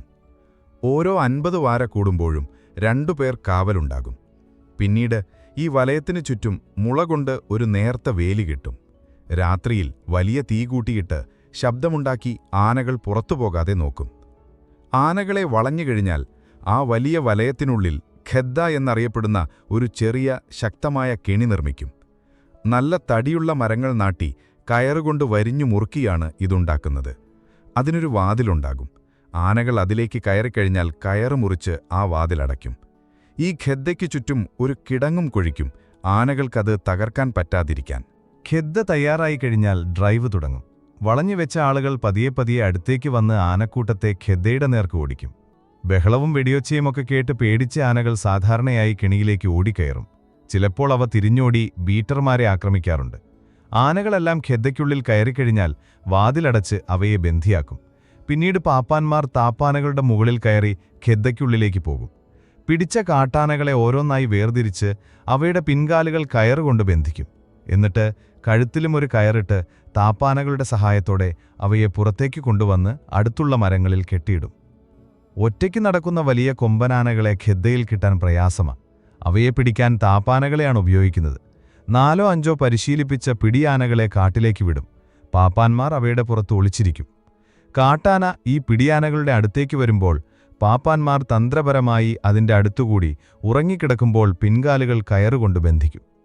ഉണരുമ്പോൾ കാലിൽ കയറുമായി ഓടുന്ന ആനയെ മറ്റു താപ്പാനകൾ പിന്തുടർന്ന് ക്ഷീണിപ്പിച്ച് കീഴ്പ്പെടുത്തും. ആനക്കുഴികൾ വളരെ ക്രൂരമായൊരു രീതിയാണ്. ആഴമുള്ള കുഴികളിൽ വീഴുന്ന ആനകൾക്ക് പലപ്പോഴും ഗുരുതരമായി പരിക്കേൽക്കുകയോ എല്ലൊടിയുകയോ അല്ലെങ്കിൽ ചത്തുപോവുകയോ ചെയ്യും. പണ്ടൊക്കെ മൈസൂരിൽ ഈ രീതി വ്യാപകമായിരുന്നു. ഇപ്പോൾ ഇത് നിർത്തലാക്കിയിട്ടുണ്ട്. പരിശീലിപ്പിച്ച ആനപ്പുറത്തിരുന്ന് കാട്ടാനകളെ കുരുക്കിട്ടു പിടിക്കുന്നത് വളരെ സാഹസികമായ ഒരു ഏർപ്പാടാ. വേഗതയുള്ള താപ്പാനപ്പുറത്ത് 3 പേരിരിക്കും. പാപ്പാൻ, കുരുക്കിടുന്നയാൾ, പിന്നെ ആനയെ വേഗത്തിലോടിക്കാൻ അടിക്കുന്നയാൾ. കാട്ടാനയെ പിന്തുടർന്ന് ഓടിച്ച് അടുത്തെത്തുമ്പോൾ കഴുത്തിൽ കുരുക്കിട്ടു പിടിക്കും. ഇത് വളരെ അപകടം പിടിച്ച പണിയാണ്. ബംഗാളിൽ ചിലപ്പോൾ നാട്ടുകാർ വളർത്തുന്ന ആനകൾ കാട്ടിലേക്ക് ഓടിപ്പോയി കാട്ടാനക്കൂട്ടത്തിൽ ചേരാറുണ്ട്. അവയെ പിന്നീട് ഖെദ്ദയിൽ പിടിക്കുമ്പോൾ ഉടമസ്ഥാവകാശത്തെച്ചൊല്ലി തർക്കങ്ങളുണ്ടാകാറുണ്ട്. കൽക്കട്ട ഹൈക്കോടതിയുടെ ഒരു വിധിപ്രകാരം ഓടിപ്പോയ ആനയെ ഉടൻ തന്നെ പിന്തുടർന്നില്ലെങ്കിൽ അത് വീണ്ടും വന്യമൃഗമായി മാറുമെന്നും അതിന്റെ പഴയ ഉടമസ്ഥന് അതിൽ അവകാശമില്ലെന്നുമാണ് പറയുന്നത്. അങ്ങനെ പല രീതികളിലൂടെയാണ് ഈ ഭീമാകാരന്മാരെ മനുഷ്യൻ കീഴടക്കുന്നത്. അടുത്ത അധ്യായം മെരുങ്ങിക്കഴിഞ്ഞ ആനകളെപ്പറ്റിയുള്ളതാണ്. ആനയ്ക്ക് അസാമാന്യ ബുദ്ധിയുണ്ടെന്നാണ് പൊതുവേയുള്ള ധാരണ. പക്ഷെ സത്യമതല്ല. അതിന്റെ ബുദ്ധിശക്തി സാധാരണയിലും താഴെയാണ്. ഇന്ത്യയിലെ നാട്ടുകാർ ആനയെ ഒരു ബുദ്ധിരാക്ഷസനായിട്ടൊന്നും കാണുന്നില്ല.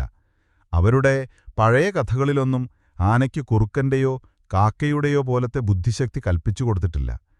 അതിന്റെ വലിയ ശരീരവും ശാന്തമായ ഭാവവും തുമ്പിക്കൈകൊണ്ടുള്ള പ്രവൃത്തികളും കണ്ടിട്ടായിരിക്കാം ആളുകൾക്ക് ഇങ്ങനെയൊരു തെറ്റിദ്ധാരണ വന്നത്.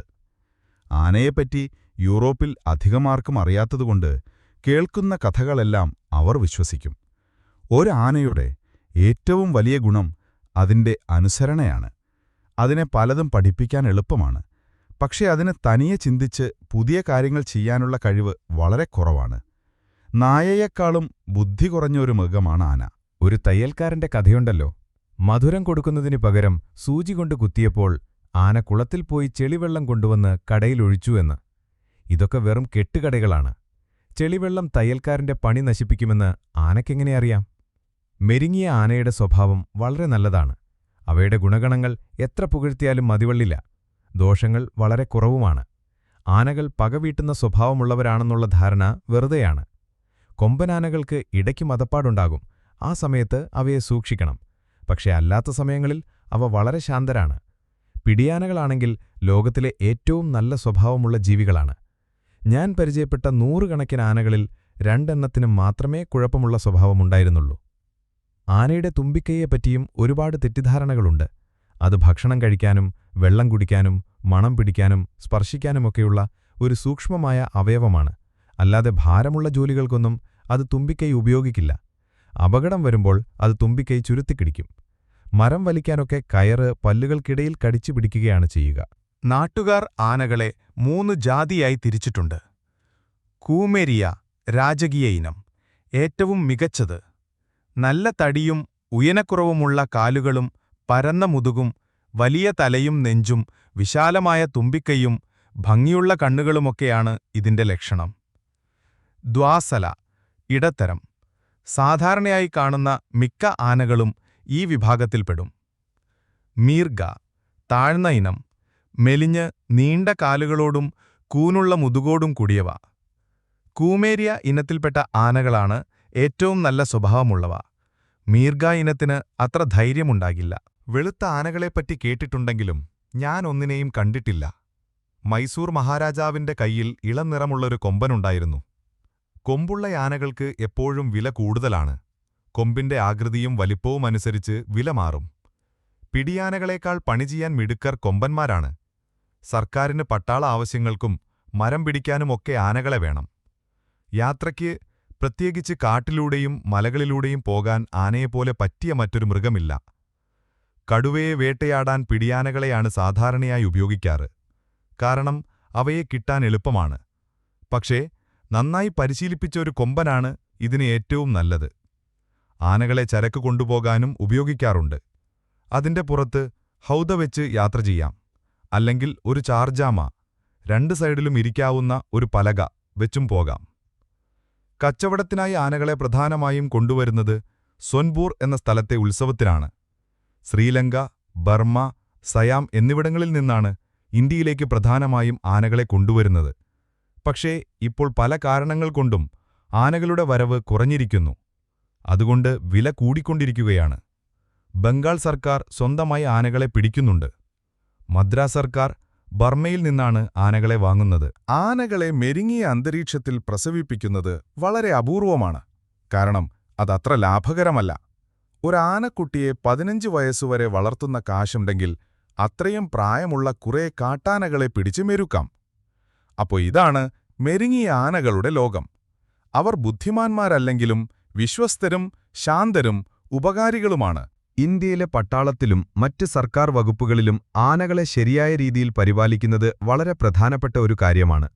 പക്ഷേ ദുഃഖകരമെന്ന് പറയട്ടെ, ഇതിനെപ്പറ്റി യൂറോപ്യൻ ഉദ്യോഗസ്ഥർക്ക് വലിയ അറിവൊന്നുമില്ല.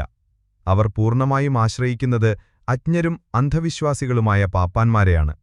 കടുവയുടെ കരൽ തിന്നാൽ ആനയ്ക്ക് ധൈര്യം വരുമെന്നും മൂങ്ങയുടെ കണ്ണ് തിന്നാൽ രാത്രിയിൽ കാഴ്ച കിട്ടുമെന്നുമൊക്കെ വിശ്വസിക്കുന്നവരാണ് ഈ പാപ്പാന്മാർ. ആനകളെ പരിപാലിക്കുന്നവർ ശ്രദ്ധിക്കേണ്ട 2 പ്രധാന കാര്യങ്ങളുണ്ട്. 1. പാപ്പാന്മാർ എപ്പോഴും സ്വന്തം സുഖത്തിനാണ് മുൻഗണന കൊടുക്കുന്നത്. 2. ആനയ്ക്ക് കൊടുക്കുന്ന അരിയും മറ്റു ധാന്യങ്ങളും അവർ മോഷ്ടിക്കാൻ ശ്രമിക്കും. ആനയ്ക്ക് പണിയില്ലാത്ത ദിവസങ്ങളിൽ പാപ്പാന്മാർ അതിനെ വെറുതെ ഒരിടത്ത് കെട്ടിയിടും. രാവിലെ തന്നെ അഴിച്ചുവിട്ട് മേയാൻ വിടേണ്ടതാണ്. പക്ഷേ അപ്പോൾ അതിനെ തിരഞ്ഞുപോകാനുള്ള മടി കാരണം അവർ അത് ചെയ്യില്ല. അതുപോലെ ആനയ്ക്ക് പുല്ലുവെട്ടാൻ പോകേണ്ടത് രാവിലെയോ വൈകുന്നേരമോ ഉള്ള തണുപ്പുള്ള സമയത്താണ്. പക്ഷേ സ്വന്തം സൗകര്യമനുസരിച്ച് പാപ്പാന്മാർ ഉച്ചയ്ക്കുള്ള കൊടും വെയിലത്തായിരിക്കും ആനയെ കൊണ്ടുപോകുന്നത്. ആനയ്ക്ക് സാധാരണയായി വരുന്ന ഒരു അസുഖമാണ് യാർബാഖ്ത്. ഇത് 2 തരമുണ്ട്. 1. ശരീരത്തിൽ നീര് വരുന്ന തരം. 2. ശരീരം മെലിഞ്ഞുണങ്ങുന്ന തരം. പുതിയതായി പിടിക്കുന്ന ആനകൾക്കാണ് ഈ അസുഖം കൂടുതലായി കാണുന്നത്. ഭക്ഷണത്തിലും ജീവിതരീതിയിലുമുണ്ടാകുന്ന മാറ്റമാണ് ഇതിന് കാരണം. നല്ല ഭക്ഷണവും വിശ്രമവും സ്വാതന്ത്ര്യവുമാണ് ഇതിനുള്ള ഏറ്റവും നല്ല മരുന്ന്.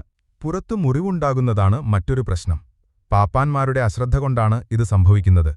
മുറിവ് ശരിക്ക് വൃത്തിയാക്കി കർപ്പൂരം ചേർത്ത് ടർപ്പൻറ്റൈൻ പുരട്ടുന്നതാണ് ഏറ്റവും നല്ല ചികിത്സ. ആനയുടെ പ്രധാന ആഹാരം പുല്ലാണ്. പക്ഷെ പലപ്പോഴും മടിയന്മാരായ പാപ്പാന്മാർ മരക്കൊമ്പുകൾ വെട്ടിക്കൊടുത്ത് പണി എളുപ്പമാക്കും. ഇത് ആനയുടെ ആരോഗ്യത്തിന് നല്ലതല്ല. നന്നായി ഭക്ഷണം കഴിക്കുന്ന ഒരാനയ്ക്ക് അസുഖങ്ങൾ വരാനുള്ള സാധ്യത വളരെ കുറവാണ്. സർക്കാരിന്റെ കീഴിലുള്ള ആനകളുടെ മരണനിരക്ക് കൂടുന്നതിന്റെ പ്രധാന കാരണം ആവശ്യത്തിന് ഭക്ഷണം കിട്ടാത്തതാണ്. ഒരു പൂർണ്ണവളർച്ചയെത്തിയ ആനയ്ക്ക് എത്രത്തോളം ഭക്ഷണം വേണമെന്നതിനെപ്പറ്റി പലർക്കും വലിയ ധാരണയില്ല. ബംഗാളിലും മദ്രാസിലുമുള്ള സർക്കാർ കണക്കനുസരിച്ച് ഒരാനയ്ക്ക് ഒരു ദിവസം 250 മുതൽ 400 റാത്തൽ വരെ പുല്ലുമതി. പക്ഷെ എന്റെ അനുഭവം വെച്ച് ഒരാന ഒരു ദിവസം 600 മുതൽ 700 റാത്തൽ വരെ ഭക്ഷണം കഴിക്കും. ഞാനൊരിക്കൽ ഒരു വലിയ കൊമ്പനാന 800 റാത്തൽ പുല്ല് 18 മണിക്കൂർ കൊണ്ട് തിന്നുന്നത് കണ്ടിട്ടുണ്ട്. പുല്ലിൽ ഒരുപാട് ജലാംശമുള്ളതുകൊണ്ട് ഈ കണക്കിൽ അത്ഭുതപ്പെടാനൊന്നുമില്ല. ഒരാനയ്ക്ക് ഒരു ദിവസം കുറഞ്ഞത് 800 റാത്തൽ നല്ല പുല്ല് കൊടുക്കണം. അതിൽ 150 റാത്തലോളം അത് പാഴാക്കി കളഞ്ഞാലും ബാക്കി അതിന്റെ വയറ്റിലെത്തും. ഒരാനയ്ക്ക് ചുമക്കാൻ കഴിയുന്ന അത്രയും ഭാരം പുല്ല് അതിനൊരു ദിവസത്തേക്ക് ആവശ്യമാണ്. ഇനി ആനയെ വളർത്താനുള്ള ചിലവിന്റെ കണക്ക് പറയാം. ബംഗാളിൽ ഒരു പിടിയാനയ്ക്ക് ഒരു മാസം ഏകദേശം 24 രൂപ ചിലവ് വരും. മദ്രാസിൽ ഇത് 48 രൂപയാണ്. ഭക്ഷണത്തിന്റെ അളവിലും വിലയിലുമുള്ള വ്യത്യാസമാണ് ഇതിന് കാരണം.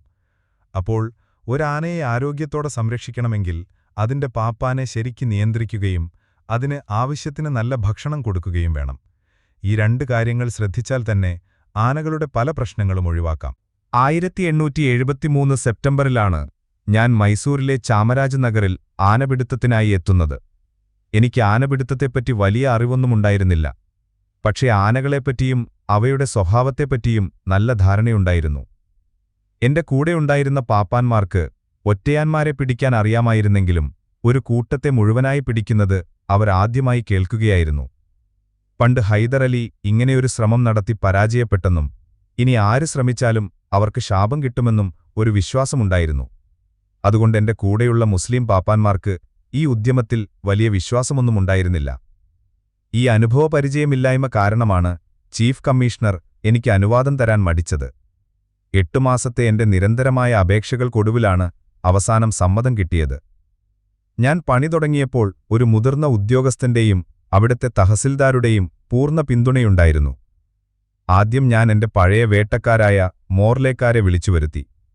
2 കൊല്ലത്തിനു ശേഷം അവരെ കണ്ടപ്പോൾ എനിക്ക് വലിയ സന്തോഷമായി. അവരും എന്നെ കണ്ടപ്പോൾ ആവേശത്തിലായി. അവരുടെ പ്രശ്നങ്ങളൊക്കെ കേട്ട് ആനപിടുത്തത്തിൽ സഹായിച്ചാൽ തഹസിൽദാരുടെ അടുത്ത് ശുപാർശ ചെയ്യാമെന്ന് ഞാൻ അവർക്ക് വാക്കുകൊടുത്തു.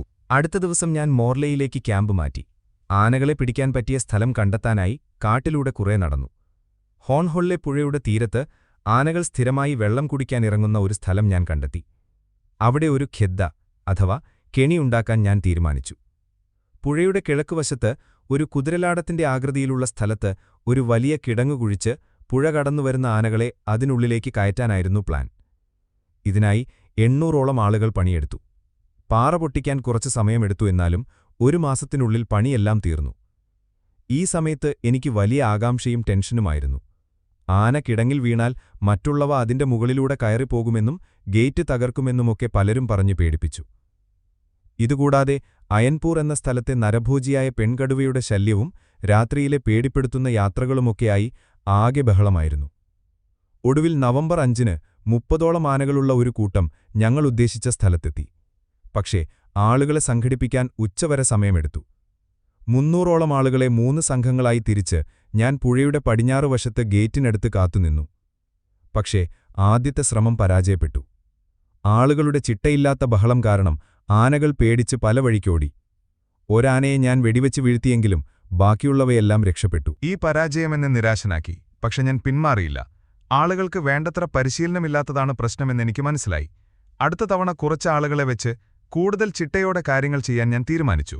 തുടർന്നുള്ള കുറച്ചു മാസങ്ങൾ ഞാനൊരു പുതിയ പ്ലാൻ തയ്യാറാക്കി.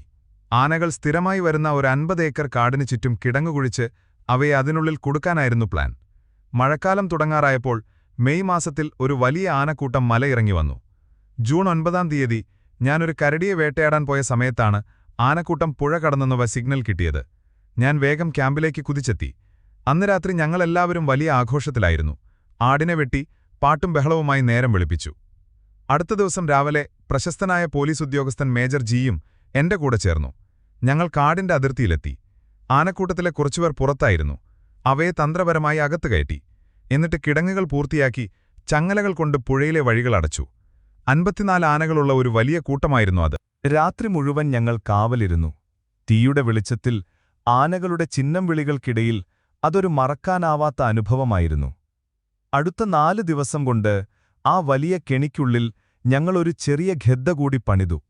ഒടുവിൽ ആനകളെ ആ ചെറിയ ഖെദ്ദയിലേക്ക് ഓടിച്ചു കയറ്റാനുള്ള സമയമായി. എന്റെ സുഹൃത്തുക്കളും കുറച്ച് സ്ത്രീകളും ഈ കാഴ്ച കാണാൻ വന്നിരുന്നു.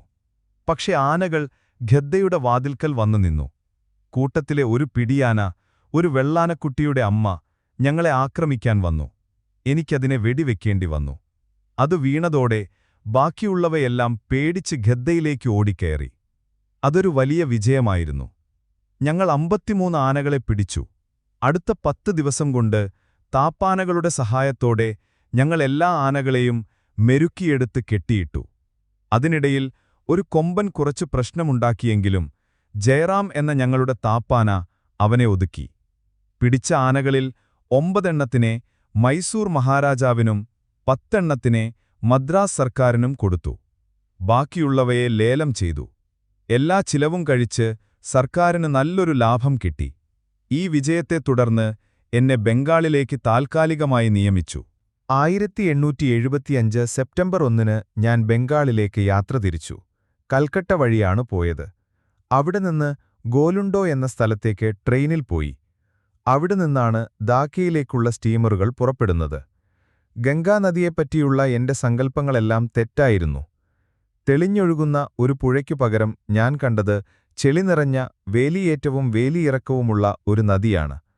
ഗോലുണ്ടോയിൽ വെച്ച് ഗംഗയ്ക്ക് ഏകദേശം 2 മൈൽ വീതിയുണ്ടായിരുന്നു. ധാക്കയിലേക്കുള്ള യാത്രയ്ക്ക് 2 ദിവസമെടുക്കും. വൈകുന്നേരം സ്റ്റീമർ നങ്കൂരമിടും. ധാക്കയിലെത്തുമ്പോൾ നദിക്കരയിൽ മുഹമ്മദീയ ശൈലിയിലുള്ള പഴയ കെട്ടിടങ്ങൾ കാണാം. അവിടെയുള്ള പീൽഖാന അഥവാ ആനത്താവളമാണ് ബംഗാളിലെ ആനപിടുത്തത്തിന്റെ ആസ്ഥാനം. അവിടെ വേട്ട തുടങ്ങുന്നതിന് മുൻപ് എനിക്ക് കുറച്ച് സമയമുണ്ടായിരുന്നു. തെക്കേ ഇന്ത്യയിൽ കാണാത്ത കാട്ടുപോത്തുകളെ പിടിക്കാൻ എനിക്കൊരാഗ്രഹം തോന്നി. അങ്ങനെ ഞാൻ 25 ആനകളുമായി ഗംഗയുടെ ഒരു കൈവഴിയിലൂടെ ബോട്ടിൽ യാത്രയായി. ബംഗാളിലെ ഈ പ്രദേശം പാറകളില്ലാത്ത ഒരു സ്ഥലമാണ്. എവിടെ നോക്കിയാലും വെള്ളവും പച്ചപ്പും മാത്രം. നെൽവയലുകൾക്കിടയിലൂടെയും ആനപ്പുല്ലുകൾ നിറഞ്ഞ സ്ഥലങ്ങളിലൂടെയും ഞങ്ങൾ യാത്രയായി. കാട്ടുപോത്തുകളെ കണ്ടെത്താൻ ഞങ്ങൾ കുറേ അലഞ്ഞു, പക്ഷെ നടന്നില്ല. അവസാനം ഞാൻ സ്ഥലം മാറ്റാൻ തീരുമാനിച്ചു. ഒരു നീണ്ട വേട്ടയ്ക്കും നിരാശയ്ക്കും ശേഷം ഭാഗ്യം എന്റെ കൂടെ വന്നു. ഞാൻ 4 കാട്ടുപോത്തുകളെ വെടിവെച്ചു. പിന്നീട് ധാക്കയിലേക്ക് മടങ്ങി. അവിടെ നിന്ന് പിടിച്ച ആനകളെയും കൊണ്ട് ചിറ്റഗോങ്ങിലേക്ക് പോകാനുള്ള ഒരുക്കങ്ങൾ തുടങ്ങി. ഖെദ്ദ പാർട്ടിക്കാർക്ക് വേണ്ട ഭക്ഷണസാധനങ്ങളും മറ്റും ഒരുക്കുന്നതും കാട്ടിൽ അവയഠിക്കുന്നതും വലിയൊരു ജോലിയായിരുന്നു. രംഗമുട്ടിയ എന്ന സ്ഥലത്ത് ഞാനൊരു താൽക്കാലിക സ്റ്റോർ ഉണ്ടാക്കി. പിന്നീട് ചിറ്റഗോങ്ങിൽ നിന്ന് കാട്ടിലേക്ക് പുറപ്പെടാൻ നേരം ഞങ്ങളുടെ ക്യാമ്പിൽ കോളറ പടർന്നുപിടിച്ചു. അതൊരു വലിയ പ്രതിസന്ധിയായിരുന്നു. കൂടെയുണ്ടായിരുന്ന ചിലർ പേടിച്ചു ഓടിപ്പോയി. അവർക്ക് ഞാൻ തക്കതായ ശിക്ഷയും കൊടുത്തു. അങ്ങനെ ഒരുപാട് പ്രതിബന്ധങ്ങൾ തരണം ചെയ്താണ് ഞങ്ങൾ ബംഗാളിലെ ആ കൊടും വനങ്ങളിലേക്ക് യാത്ര തിരിച്ചത്. ഡിസംബർ 29-ന് ഞങ്ങൾ ചിറ്റഗോങ്ങിലെ രാജമാഗാഭീട്ട എന്ന സ്ഥലത്തുനിന്ന് കാട്ടിലേക്ക് പ്രവേശിച്ചു. ഓരോ കൂലിയുടെ തോളിലും ഒരു മുളങ്കമ്പിൽ തൂക്കിയിട്ട 2 കുട്ടകളുണ്ടായിരുന്നു. 15 ദിവസത്തേക്കുള്ള ഭക്ഷണസാധനങ്ങളായിരുന്നു അതിൽ. ഓരോരുത്തർക്കും ഏകദേശം 40 രാത്തലോളം ഭാരമുണ്ടായിരുന്നു. ഈ ഭാരവുമായി അവർ ദിവസങ്ങളോളം മലയിറങ്ങിയും പുഴ കടന്നും നടന്നു. അവിടത്തെ ആളുകൾക്ക് മെലിഞ്ഞ ശരീരമായിരുന്നെങ്കിലും കഴുതപ്പുലിയുടെ സഹനശക്തിയായിരുന്നു. യാത്രയുടെ 3-ാം ദിവസം ഞാൻ അവരെ കണ്ടുമുട്ടി. തോളിലൊക്കെ ഭാരം ചുമന്ന് ചെറിയ മുറിവുകളുണ്ടായിരുന്നെങ്കിലും ആനകളെ പിടിച്ചാൽ വേഗം വീട്ടിൽ പോകാമല്ലോ എന്നോർത്ത് അവർ ആവേശത്തിലായിരുന്നു. സദ്ദാർ അലി എന്ന മിടുക്കനായ ഒരു ജമാദാർ തന്റെ സംഘത്തിലെ കുറച്ചുപേരുമായി മറ്റുള്ളവരെക്കാൾ വേഗത്തിൽ മുന്നോട്ടുപോയി ഞങ്ങൾ എത്തുന്നതിനു മുൻപേ തന്നെ ഒരു ആനക്കൂട്ടത്തെ വളഞ്ഞുവച്ചിരുന്നു. ഈ യാത്രയിൽ പനി പിടിക്കുമെന്ന് എനിക്ക് ഉറപ്പായിരുന്നു. അതുകൊണ്ട് ഞാൻ എല്ലാ തയ്യാറെടുപ്പുകളോടും കൂടിയാണ് പോയത്. ഭാഗ്യത്തിന് കോളറ ഞങ്ങളെ വിട്ടുപോയിരുന്നു. 2 മാസത്തെ യാത്രയിൽ ആനയുടെ ആക്രമണത്തിൽ ഒരാളടക്കം 4 പേർ മാത്രമേ മരിച്ചുള്ളൂ. യാത്രയുടെ ആദ്യ ദിവസം ഞങ്ങൾ ഏകദേശം 25 മൈൽ നടന്നു. ചിലപ്പോൾ പുഴയുടെ അടിത്തട്ടിലൂടെയായിരുന്നു യാത്ര. ഇടയ്ക്കിടയ്ക്ക് പുൽമേടുകളും കാണാം. ബ്ലൂ ഹിൽസ് എന്നറിയപ്പെടുന്ന ഭംഗിയാമൊരു മലനിരകൾ ഞങ്ങളുടെ മുന്നിൽ തെളിഞ്ഞുവന്നു. വൈകുന്നേരമായപ്പോൾ ഞങ്ങളൊരു താഴ്വരയിൽ ക്യാമ്പ് ചെയ്തു. ആനകളെ കെട്ടിയിട്ട് അവയ്ക്കുവേണ്ട തീറ്റ ശേഖരിക്കാൻ വിട്ടു. രാത്രി നല്ല തണുപ്പായിരുന്നു. ടെന്റിനുള്ളിൽ കുറച്ചുനേരം തീയിട്ടാണ് ഞാൻ ഉറങ്ങിയത്. അടുത്ത ദിവസം യാത്ര തുടർന്നു. അന്ന് ഞങ്ങൾ കുറച്ച് ഗ്രാമങ്ങൾ കണ്ടു. അവിടുത്തെ ആളുകൾ മലയരക്കനീസ്, ചക്മാസ് തുടങ്ങിയ വിഭാഗത്തിൽപ്പെട്ടവരായിരുന്നു. അവരുടെ വീടുകളെല്ലാം മുളകൊണ്ട് 10 അടി ഉയരത്തിൽ കെട്ടിയുണ്ടാക്കിയവയാണ്. മലേറിയയിൽ നിന്നും ഈർപ്പത്തിൽ നിന്നും രക്ഷപ്പെടാനായിരുന്നു ഇത്. 3-ാം ദിവസത്തെ യാത്ര വളരെ ദുഷ്കരമായിരുന്നു. കുത്തനെയുള്ള ഒരു മല കയറേണ്ടി വന്നു. ആനകൾ പോയ വഴിയിലൂടെ പോയതുകൊണ്ട് അതൊരു തെന്നുന്ന പ്രതലമായി മാറിയിരുന്നു. അതിനിടയിൽ ഒരു ചതുപ്പിൽ എന്റെ ആന കഴുത്തറ്റം വരെ താണുപോയി. ഒരു വിധത്തിലാണ് അതിൽ നിന്ന് കരകയറിയത്. പിന്നീട് ഒരിടുങ്ങിയ മലഞ്ചെരുവിലൂടെ പോകുമ്പോൾ ചുംബ എന്ന എന്റെ ഒരു പിടിയാന കാൽ വഴുതി താഴേക്ക് ഉരുണ്ടുപോയി. 5-6 തവണ മലക്കം മറിഞ്ഞ് അത് താഴെയുള്ള ഒരു കൊക്കയുടെ വക്കിൽ ചെന്നു നിന്നു. അതിന്റെ പുറത്തുണ്ടായിരുന്ന പാപ്പാൻ അത്ഭുതകരമായി രക്ഷപ്പെട്ടു. ഭാഗ്യത്തിന് ആനയ്ക്കും കാര്യമായ പരിക്കൊന്നും പറ്റിയില്ല. പിന്നീടുള്ള യാത്രയിൽ ഡോക്ടറുടെ താറാവുകളെ കാണാതായ ഒരു രസകരമായ സംഭവമുണ്ടായി. എന്റെ പാചകക്കാരനും കൂട്ടുകാരും ചേർന്നാണ് അതകത്താക്കിയതെന്ന് എനിക്ക് സംശയമുണ്ട്. പക്ഷേ അവരത് സമ്മതിച്ചില്ല. കുറച്ചു ദിവസത്തെ കഠിനമായ യാത്രയ്ക്കു ശേഷം ഞങ്ങളൊടുവിൽ ചെൻഗ്രി നദിക്കരയിലെത്തി. അപ്പോഴേക്കും എല്ലാവരും ക്ഷീണിച്ചിരുന്നു. ഈ സമയത്ത് സദ്ദാർ അലി ഒരാനക്കൂട്ടത്തെ വളഞ്ഞുവെച്ചെന്നുള്ള വാർത്തയെത്തി. ഞങ്ങൾ അങ്ങോട്ട് പുറപ്പെട്ടു. അവിടുത്തെ ആദിവാസികളായ കൂക്കികൾ വളരെ ക്രൂരന്മാരാണെന്ന് കേട്ടിരുന്നു. വഴിയിൽ അവരുടെ ചില ഗ്രാമങ്ങളും ഞങ്ങൾ കണ്ടു. ഒടുവിൽ ഞങ്ങൾ സദ്ദാർ അലിയുടെ ക്യാമ്പിലെത്തി. അവിടെ ആനകളെ പിടിക്കാനുള്ള ഖെദ്ദ അഥവാ സ്റ്റോക്കേഡ് തയ്യാറാക്കി വച്ചിരുന്നു. നല്ല ഉയരമുള്ള മരത്തടികൾ അടുത്തടുത്ത് നാട്ടി മുളയും വള്ളിയും കൊണ്ട് വരിഞ്ഞു മുറുക്കിയ ഒരു ഭീമൻ കെണിയായിരുന്നു അത്. അധികം വൈകാതെ ഞങ്ങൾ ആനകളെ അതിലേക്ക് ഓടിച്ചു കയറ്റി. ഏകദേശം 37 ആനകളുണ്ടായിരുന്നു ആ കൂട്ടത്തിൽ. ഒരെണ്ണം മാത്രം പുറത്തുനിന്നു, ഒരു പിടിയാനയും അതിന്റെ 2 കുട്ടികളും. ഞങ്ങളതിനെ ഓടിച്ചപ്പോൾ അത് പിന്തിരിഞ്ഞോടി. അങ്ങനെ ഒരു വലിയ ആനക്കൂട്ടത്തെ ഞങ്ങൾ വിജയകരമായി പിടികൂടി. ആനകളെല്ലാം സ്റ്റോക്കേഡിനുള്ളിൽ സുരക്ഷിതമാണെന്ന് ഉറപ്പുവരുത്തി ചുറ്റും തീ കൂട്ടിയിട്ട് ഞാൻ ക്യാമ്പിലേക്ക് മടങ്ങി. രാത്രിയിൽ നല്ല തണുപ്പായിരുന്നു. അതിരാവിലെ ഞാൻ എഴുന്നേറ്റപ്പോൾ മൂടൽമഞ്ഞിലൊരു കൊമ്പനാന എന്റെ ടെന്റിനടുത്ത് നിൽക്കുന്നത് കണ്ടു. അതൊരു പ്രേതത്തെപ്പോലെ തോന്നി. പിടിക്കപ്പെട്ട കൂട്ടത്തിൽപ്പെട്ട ഒന്നായിരിക്കാം അതെന്ന് ഞാൻ കരുതി. അത് കുറച്ചുനേരം അവിടെനിന്ന് മെരുങ്ങിയ ആനകളുടെയും ടെന്റുകളുടെയും നേർക്ക് തുമ്പിക്കൈ ചൂണ്ടിയിട്ട് ശബ്ദമുണ്ടാക്കാതെ നടന്നുപോയി. അടുത്ത ദിവസം പിടിച്ച ആനകളെ ബന്ധിക്കാനായി ഞങ്ങൾ സ്റ്റോക്കേഡിലേക്ക് പോയി. എന്റെ കൂടെയുണ്ടായിരുന്ന സർജന്റ് കാർട്ടറും 6 ആനകളുമായി എത്തിയിരുന്നു. ഞങ്ങൾ 6 താപ്പാനകളെയും കൊണ്ട് സ്റ്റോക്കേഡിനുള്ളിലേക്ക് കടന്നു. എന്റെ ആന രാധാപ്യാരി ഒരു മിടുക്കിയായിരുന്നു. കാട്ടാനകളെ കണ്ടപ്പോൾ അവൾക്ക് വലിയ ആവേശമായി. ഞങ്ങൾ കാട്ടാനകളെ ഓരോന്നായി പിടിക്കാൻ തുടങ്ങി. അതിനിടയിൽ കൂട്ടത്തിൽ നിന്ന് വേർപെട്ടുപോയ ഒരു വലിയ പിടിയാന എന്റെ നേരെ പാഞ്ഞുവന്നു. ഞാൻ രാധാപ്യാരിയുടെ കഴുത്തിലായിരുന്നു ഇരുന്നത്. ആന എന്റെ അടുത്തേക്ക് വന്നതും ഞാൻ അതിന്റെ മറുഭാഗത്തേക്ക് ചാടിമാറി. എന്റെ കൈയിലുണ്ടായിരുന്ന ഇരുമ്പു തോട്ടികൊണ്ട് ഞാൻ അതിന്റെ വായിൽ കുത്തി. ഭാഗ്യത്തിന് അതിനൊരൊറ്റ കൊമ്പേയുണ്ടായിരുന്നുള്ളൂ. അതും ഒടിഞ്ഞതായിരുന്നു. അത് തുമ്പിക്കൈ കൊണ്ട് എന്നെ അടിക്കാൻ ശ്രമിച്ചില്ല. പകരം അതിന്റെ താടി കൊണ്ട് എന്റെ തുടയിലിടിച്ചു. ഞാൻ സമനില വീണ്ടെടുക്കുന്നതിനു മുൻപ് അത് വീണ്ടും എന്നെ ആക്രമിച്ചു. ഇത്തവണയും ഞാൻ ഒഴിഞ്ഞുമാറി. പക്ഷേ എന്റെ തുടയ്ക്ക് നല്ല പരിക്കുപറ്റി. എന്റെ കയ്യിലിരുന്ന തോട്ടി തെറിച്ചുപോയി. 3-ാമത്തെ തവണയും അത് പാഞ്ഞെടുത്തപ്പോൾ എന്റെ കൂടെയുണ്ടായിരുന്ന ഇസ്സമുദ്ദീൻ എന്ന ആനയുടെ പാപ്പാൻ, ഒരു കൊച്ചുകുട്ടിയായിരുന്നു അവൻ, കുന്തവുമായി ഓടിവന്ന് അതിനെ കുത്തി. അതോടെ എന്റെ ജീവൻ രക്ഷപ്പെട്ടു. എന്റെ ആന രാധാപ്യാരി ആ സമയത്ത് മറ്റൊരു കൊമ്പനുമായി പോരടിക്കുകയായിരുന്നു. അല്ലെങ്കിൽ അവളീ പിടിയാനയെ ഒരു പാഠം പഠിപ്പിച്ചേനെ. എനിക്ക് തുടയിൽ നല്ല മുറിവുണ്ടായിരുന്നു. ഞാൻ സ്റ്റോക്കേഡിന് പുറത്തേക്ക് പോയി. പിന്നീട് മറ്റുള്ളവർ ആ അക്രമകാരിയായ പിടിയാനയെ പിടിച്ചു.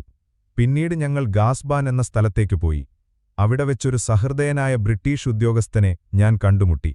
അദ്ദേഹവും ആദിവാസികളും ചേർന്നുണ്ടാക്കിയ ഒരുതരം അരിമദ്യം ഞാൻ കുടിച്ചു. നല്ല രുചിയുണ്ടായിരുന്നു. പിന്നീട് ഞങ്ങൾ ഗൂൾബുദ്ധന്റെ ക്യാമ്പിലേക്ക് കാലമോയൻ മലനിരകൾ കടന്നുപോയി. വഴിയിൽ ചില ഗ്രാമീണരെ ഞാൻ ചികിത്സിച്ചു. പൊള്ളലേറ്റ ഒരു കുഞ്ഞിനും ക്ഷയരോഗമുള്ള ഒരാൾക്കും പിന്നെ ഒരു അന്ധയായ പെൺകുട്ടിക്കും. ഒരു വലിയ മലയിടുക്കിലൂടെയുള്ള യാത്ര വളരെ മനോഹരമായിരുന്നു. ഗൂൾ ബുദ്ധൻ 32 ആനകളെ പിടിച്ചിരുന്നു. പക്ഷേ കൂട്ടത്തിൽപ്പെട്ട ബാക്കിയുള്ളവ പുറത്തുണ്ടായിരുന്നു. അവയെ പിടിക്കാൻ ശ്രമിക്കുന്നതിനിടയിൽ ഒരുപാട് അപകടങ്ങളുണ്ടായി. ഒരു മനുഷ്യൻ കൊല്ലപ്പെട്ടു. പിന്നെ രാത്രിയിൽ എന്റെ ടെന്റ് ഒരു കാട്ടാന വന്നു കുത്തിമറിച്ചിട്ടു. ആരും ഉറങ്ങിക്കിടന്ന കാവൽക്കാരെ ഞാൻ നന്നായി ശിക്ഷിച്ചു. അടുത്ത ദിവസം രാവിലെ ഞാൻ ആ ആനയെ വെടിവെച്ചു കൊന്നു. അങ്ങനെ 85 ആനകളെ പിടികൂടിയ ശേഷം ഞങ്ങൾ മടക്കയാത്ര ആരംഭിച്ചു. രംഗമുട്ടിയയിലേക്കുള്ള വഴിയിൽ ഒരു യുവ ആനയെ കടുവ പിടിച്ചു. ഞാൻ ആ കടുവയെയും വെടിവെച്ചു. പിന്നീട് വഴിയിൽ ഒരു തൊന്തരവാന കൊമ്പനെ വെടിവെക്കേണ്ടി വന്നു. രംഗമുട്ടിയയിലേക്കുള്ള യാത്രയിൽ പുഴ മുറിച്ചു കടക്കുമ്പോൾ ഒരു ദാരുണമായ സംഭവമുണ്ടായി. ഞങ്ങളുടെ ഒരു പുതിയ കൊമ്പനാനയും അതിനെ സഹായിക്കാൻ പോയ 2 താപ്പാനകളും പുഴയിൽ മുങ്ങിമരിച്ചു. ആ കാഴ്ച വളരെ വേദനാജനകമായിരുന്നു. ജൂമ എന്ന ആദിവാസികൾ ആ ആനകളുടെ മാംസം പങ്കിട്ടെടുത്തു. ഒടുവിൽ എല്ലാ കഷ്ടപ്പാടുകളും കഴിഞ്ഞ് ഞങ്ങൾ ധാക്കയിലേക്ക് മടങ്ങി. അതൊരു വലിയ വിജയമായിരുന്നു. പക്ഷെ ഒരുപാട് നഷ്ടങ്ങളും സഹിക്കേണ്ടി വന്നു. അതാണ് ആനപിടുത്തത്തിന്റെ ഒരു രീതി. എപ്പോഴും വിജയവും ആവേശവും മാത്രമല്ല, ദുരന്തങ്ങളും നഷ്ടങ്ങളും അതിന്റെ ഭാഗമാണ്. ഇതുവരെ ഞാൻ എന്റെ യാത്രാവിവരണങ്ങളും ആനപിടുത്തത്തിന്റെ കഥകളുമാണല്ലോ പറഞ്ഞത്. ഇനി മറ്റു മൃഗങ്ങളിലേക്ക് കടക്കുന്നതിനു മുൻപ് തോക്കുകളെപ്പറ്റിയും ക്യാമ്പ് ജീവിതത്തിലെ ആരോഗ്യകാര്യങ്ങളെപ്പറ്റിയും കുറച്ചു കാര്യങ്ങൾ പറയാം. തുടക്കക്കാരനായിരുന്നപ്പോൾ നല്ല തോക്കില്ലാത്തതുകൊണ്ട് എനിക്കൊരുപാട് മൃഗങ്ങളെ നഷ്ടമായിട്ടുണ്ട്. മലേറിയ പിടിച്ച് ഒരുപാട് കഷ്ടപ്പെട്ടിട്ടുമുണ്ട്. എന്റെ അനുഭവങ്ങൾ ചിലർക്കെങ്കിലും ഉപകാരപ്പെട്ടേക്കാം. ഏതു തോക്കാണ് നല്ലതെന്നുള്ള തർക്കം വേട്ടക്കാർക്കിടയിൽ സാധാരണയാണ്. എന്റെ അഭിപ്രായത്തിൽ മൃഗങ്ങളെ 2 ആയി തിരിക്കാം. വലിയ മൃഗങ്ങൾ: ആന, കാണ്ടാമൃഗം, കാട്ടുപോത്ത് എന്നിവ. ഇവയുടെ തൊലി കട്ടികൂടിയതും എല്ലുകൾക്ക് നല്ല ഉറപ്പുമുള്ളതാണ്. ചെറിയ മൃഗങ്ങൾ: കടുവ, കരടി, മാനുകൾ തുടങ്ങിയവ. വലിയ മൃഗങ്ങളെ വീഴ്ത്താൻ നല്ല ഭാരമുള്ള, ആഴത്തിൽ തുളച്ചുകയറുന്ന ഉണ്ടകൾ വേണം. അല്ലെങ്കിൽ അവയുടെ എല്ലിൽ തട്ടി ഉണ്ട തെറിച്ചുപോകും. ചെറിയ മൃഗങ്ങൾക്ക് എക്സ്പ്രസ് റൈഫിളുകളാണ് നല്ലത്. അതിന്റെ ഉണ്ട ശരീരത്തിൽ തട്ടുമ്പോൾ പൊട്ടിത്തെറിച്ച് ആന്തരികാവയവങ്ങൾക്ക് വലിയ നാശം വരുത്തും. വലിയ മൃഗങ്ങളെ വേട്ടയാടാൻ ഭാരമുള്ള തോക്കുകൾ തന്നെ വേണം. ഒരു 12 ബോർ തോക്ക് ധാരാളമല്ലേ എന്ന് പറയുന്നവർ ഒന്നുകിൽ അങ്ങനെയൊരു തോക്ക് കൊണ്ട് നടക്കാൻ മടിയുള്ളവരായിരിക്കും, അല്ലെങ്കിൽ അതുകൊണ്ട് ശരിക്കു വെടിവയ്ക്കാൻ അറിയാത്തവരായിരിക്കും. ഞാൻ ആദ്യമൊക്കെ 12 ബോർ റൈഫിൾ കൊണ്ടാണ് ആനകളെ കൊന്നിരുന്നത്. പക്ഷേ അതുകൊണ്ട് പലപ്പോഴും പരാജയപ്പെട്ടിട്ടുണ്ട്. പിന്നെ ഞാനൊരു 4 ബോർ റൈഫിൾ വാങ്ങി. അതിന് 19 പൗണ്ട് ഭാരമുണ്ടായിരുന്നു. അതോടൊപ്പം ഒരു 8 ബോർ റൈഫിളും ഞാൻ ഉപയോഗിക്കാറുണ്ട്. വലിയ മൃഗങ്ങളെ വേട്ടയാടാൻ എപ്പോഴും ഡബിൾ ബാരൽ തോക്കുകളാണ് നല്ലത്. ഒറ്റ ബാരലുള്ള തോക്കിൽ ഒരു വെടി പാഴായാൽ പിന്നെ രക്ഷയുണ്ടാകില്ല. എന്റെ അഭിപ്രായത്തിൽ ഇന്ത്യയിലേക്ക് വേട്ടയ്ക്ക് വരുന്ന ഒരാൾക്ക് വേണ്ട തോക്കുകൾ ഇവയാണ്: 450 എക്സ്പ്രസ് റൈഫിൾ, കടുവയും പുലിയും ഒക്കെ പോലുള്ള മൃഗങ്ങൾക്ക്; 8 ബോർ റൈഫിൾ, കാട്ടുപോത്തിനെ പോലുള്ള വലിയ മൃഗങ്ങൾക്ക്; 4 ബോർ റൈഫിൾ, ആനയെപ്പോലുള്ള അതികായന്മാർക്ക്. ഇനി ക്യാമ്പ് ജീവിതത്തിലെ ആരോഗ്യകാര്യങ്ങളെപ്പറ്റി പറയാം. കാട്ടിലെ ഏറ്റവും വലിയ ശത്രു മലേറിയയാണ്. പക്ഷേ കുറച്ചു കാര്യങ്ങൾ ശ്രദ്ധിച്ചാൽ അതിൽ നിന്ന് രക്ഷപ്പെടാം. മലേറിയ പരത്തുന്ന വിഷവായു മിയാസ്മ നിലത്തോട് ചേർന്നാണ് സഞ്ചരിക്കുന്നത്. അതുകൊണ്ട് തണുപ്പും ഈർപ്പവുമാണ് അതിന്റെ പ്രധാന സഹായികൾ. കാട്ടിൽ താമസിക്കുമ്പോൾ എപ്പോഴും നിലത്തുനിന്ന് ഉയരത്തിലുറങ്ങുക. ഒരു കട്ടിലോ അല്ലെങ്കിൽ മരക്കമ്പുകൾ കൊണ്ടുണ്ടാക്കിയ ഒരു തട്ടോ ആകാം. രാത്രിയിൽ ടെന്റിനു ചുറ്റും തീ കൂട്ടിയിടുക. തീയുടെ ചൂടിൽ ഈ വിഷവായു മുകളിലേക്ക് പോകും. കൊതുകുവല നിർബന്ധമായും ഉപയോഗിക്കുക. രാത്രിയിൽ പുറത്തിറങ്ങുമ്പോൾ തണുപ്പടിക്കാതെ സൂക്ഷിക്കുക. നനഞ്ഞ വസ്ത്രങ്ങൾ എത്രയും പെട്ടെന്ന് മാറുക. കൃത്യസമയത്ത് ആഹാരം കഴിക്കുക. മദ്യപാനം പരമാവധി ഒഴിവാക്കുക. കുടിവെള്ളം എപ്പോഴും തിളപ്പിച്ചാറ്റി ഉപയോഗിക്കുക. അല്ലെങ്കിൽ ഒരു ചെറിയ ഡിസ്റ്റിലേഷൻ ഉപകരണം കൂടെ കൊണ്ടു നടക്കുന്നത് നല്ലതാ. രാവിലെയും വൈകുന്നേരവും കാട്ടിലൂടെ നടക്കുമ്പോൾ ഒരു ചുരുട്ട് കത്തിക്കുന്നത് തണുത്ത വായു ശ്വസിക്കുന്നത് തടയാൻ സഹായിക്കും. ചിലർ ദിവസവും കുറച്ച് ക്വിനൈൻ കഴിക്കാറുണ്ട്. അതുകൊണ്ട് ദോഷമൊന്നുമില്ല. ഇന്ത്യൻ വേലക്കാർ ക്യാമ്പ് ജീവിതത്തിന് വളരെ മിടുക്കരാണ്. ചെറിയ സൗകര്യങ്ങൾ വെച്ച് അവർ നല്ല ഭക്ഷണമുണ്ടാക്കിത്തരും. അവരുടെ ആരോഗ്യകാര്യങ്ങളിലും നമ്മൾ ശ്രദ്ധിക്കണം. അവർക്ക് വേണ്ട പുതപ്പും ഭക്ഷണത്തിനുള്ള ചെറിയ അലവൻസുമൊക്കെ കൊടുത്താൽ അവർ സന്തോഷമായി നമ്മുടെ കൂടെ നിൽക്കും. അപ്പോൾ നല്ല തോക്കുകളും കുറച്ച് മുൻകരുതലുകളും പിന്നെ നല്ലൊരു ടീമുമുണ്ടെങ്കിൽ കാട്ടിലെ വേട്ടയും ജീവിതവും ആസ്വാദ്യകരമാക്കാം. അടുത്ത അധ്യായം ആനവേട്ടയുടെ ആവേശവും അപകടങ്ങളും നിറഞ്ഞ ലോകത്തേക്കാണ് നിങ്ങളെ കൊണ്ടുപോകുന്നത്. ഈ അടുത്തായി സർക്കാർ ആനവേട്ട നിരോധിച്ചിരിക്കുകയാണ്, അത്യാവശ്യ ഘട്ടങ്ങളിലൊഴികെ. അതുകൊണ്ട് ഇതിനെപ്പറ്റി എഴുതുന്നതിൽ എനിക്ക് ചില സംശയങ്ങളുണ്ടായിരുന്നു. പക്ഷേ കുറച്ചു വർഷങ്ങൾക്കുള്ളിൽ ഈ നിയമത്തിൽ ഇളവുകൾ വരുമെന്ന് ഉറപ്പാണ്. കാരണം കാട്ടാനകളുടെ എണ്ണം കൂടിക്കൊണ്ടിരിക്കുകയാണ്. അപ്പോൾ എന്റെ ഈ അറിവുകൾ ആർക്കെങ്കിലും ഉപകാരപ്പെട്ടേക്കാം. കാട്ടുമൃഗങ്ങളുടെ രാജാവ് ആരാണെന്ന കാര്യത്തിൽ ഒരു സംശയവുമില്ല. അത് ആന തന്നെയാണ്. സിംഹത്തിനോ കടുവയ്ക്കോ ആ സ്ഥാനത്തിന് ഒരർഹതയുമില്ല. ബുദ്ധിയിലും ശക്തിയിലും ആനയാണ് മുന്നിൽ. ആനവേട്ടയുടെ ആവേശം പറഞ്ഞറിയിക്കാൻ പറ്റില്ല. അതിലെ അപകടവും വേട്ടക്കാരന്റെ കായികശേഷിയും ക്ഷമയും ധൈര്യവുമെല്ലാം പരീക്ഷിക്കപ്പെടുന്ന നിമിഷങ്ങളുമാണ് അതിനെ മറ്റു വേട്ടകളിൽ നിന്ന് വ്യത്യസ്തമാക്കുന്നത്. കടുവയെ വേട്ടയാടുന്നതുപോലെയല്ല ഇത്. കടുവയെ മരത്തിലിരുന്ന് വെടിവെക്കാം, പക്ഷേ ആനയെ നേരിടണം. ഒരു കാട്ടാന ആക്രമിക്കാൻ വരുമ്പോൾ കാണുന്ന കാഴ്ച അതിമനോഹരമാണ്. വിടർത്തിയ ചെവികളും ഉയർന്ന നെറ്റിത്തടവും തുമ്പിക്കൈ ചുരുട്ടിപ്പിടിച്ച് ഭീമാകാരമായ മുൻകാലുകൾ നിലത്തുറപ്പിച്ചു വരുന്ന ആ വരവ് കണ്ടാൽ ആരുമൊന്നു പതറും. പക്ഷേ അതൊരു നിശബ്ദമായ ആക്രമണമാണ്. ഒരുതരം ചിഹ്നം വിളിക്ക് ശേഷമായിരിക്കും ആ കുതിപ്പ്. ആനവേട്ടയ്ക്ക് പോകുന്നതിനു മുൻപ് അതിന്റെ തലയുടെ ഘടനയെപ്പറ്റിയും തലച്ചോറിന്റെ സ്ഥാനത്തെപ്പറ്റിയും കൃത്യമായി പഠിച്ചിരിക്കണം. ആനയുടെ തലയോട്ടിയിൽ നിറയെ ചെറിയ അറകളാണ്. ഒരു കടലാസിന്റെ കനം മാത്രമേ അവയുടെ ഭിത്തികൾക്കുള്ളൂ. തലച്ചോറ് വളരെ ചെറുതും തലയോട്ടിയുടെ താഴെ പുറകുവശത്തായി സ്ഥിതി ചെയ്യുന്നതുമാണ്. വെടി തലച്ചോറിൽ കൊണ്ടില്ലെങ്കിൽ ആനയ്ക്ക് കാര്യമായ പരിക്കൊന്നും പറ്റില്ല. ആനയെ വെടിവെക്കാൻ പ്രധാനമായും 3 സ്ഥാനങ്ങളാണുള്ളത്. നെറ്റി, ആന നേരെ മുന്നിൽ നിൽക്കുമ്പോൾ തുമ്പിക്കൈയുടെ മുകളിലുള്ള മുഴയുടെ മുകളിലായി കണ്ണിനു നേരെ വെടിവെച്ചാൽ തൽക്ഷണം മരണം സംഭവിക്കും. ചെവി, വശത്തുനിന്ന് വെടിവെക്കുമ്പോൾ ചെവിയുടെ ദ്വാരത്തിലൂടെ മറുചെവിയിലേക്ക് പോകുന്ന രീതിയിൽ വെടിവെച്ചാൽ മതി. ചെവിക്ക് പിന്നിൽ നിന്നാണെങ്കിൽ കഴുത്തും താടിയെല്ലും ചേരുന്ന ഭാഗത്തുള്ള കുഴിയിൽ വെടിവെക്കണം. ആന ആക്രമിക്കാൻ വരുമ്പോൾ അതിന്റെ തല ഉയർത്തിപ്പിടിച്ചിരിക്കും. അപ്പോൾ നെറ്റിയിൽ വെടിവെക്കുന്നത് ഫലപ്രദമാകണമെന്നില്ല. തുമ്പിക്കൈയുടെ ചുരുളുകൾക്കിടയിലൂടെ വെടി തലച്ചോറിലെത്താൻ പ്രയാസമാണ്. പക്ഷെ നല്ല ഭാരമുള്ള തോക്കുകൊണ്ടാണെങ്കിൽ ആനയെ ഒന്ന് പിറകോട്ടടുപ്പിക്കാനെങ്കിലും സാധിക്കും. ആനവേട്ടയ്ക്ക് ചെറിയ തോക്കുകൾ ഒട്ടും ആശാസ്യമല്ല. 8 ബോർ അല്ലെങ്കിൽ 4 ബോർ റൈഫിളുകളാണ് ഏറ്റവും നല്ലത്. തോളിൽ വെച്ചുള്ള വെടി അത്ര നല്ലതല്ല. തലയിൽ തന്നെ വെടിവെക്കുന്നതാണ് ഉത്തമം. പണ്ടത്തെ നാട്ടുകാർ ജിഞ്ചാൽ എന്നറിയപ്പെടുന്ന ചെറിയ തരം പീരങ്കികൾ ഉപയോഗിച്ചാണ് ആനകളെ കൊന്നിരുന്നത്. അതൊരു സ്റ്റാൻഡിൽ വെച്ച് ദൂരെ നിന്ന് തീ കൊളുത്തിയാണ് വെടിവെച്ചിരുന്നത്.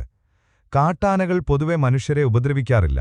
പക്ഷെ പെട്ടെന്ന് മുന്നിൽ ചെന്നുപെട്ടാൽ അവ ആക്രമിച്ചേക്കാം. ഒറ്റയാന്മാരും കൃഷിയിടങ്ങളിൽ സ്ഥിരമായി വരുന്ന ആനകളും കൂടുതൽ അപകടകാരികളാണ്.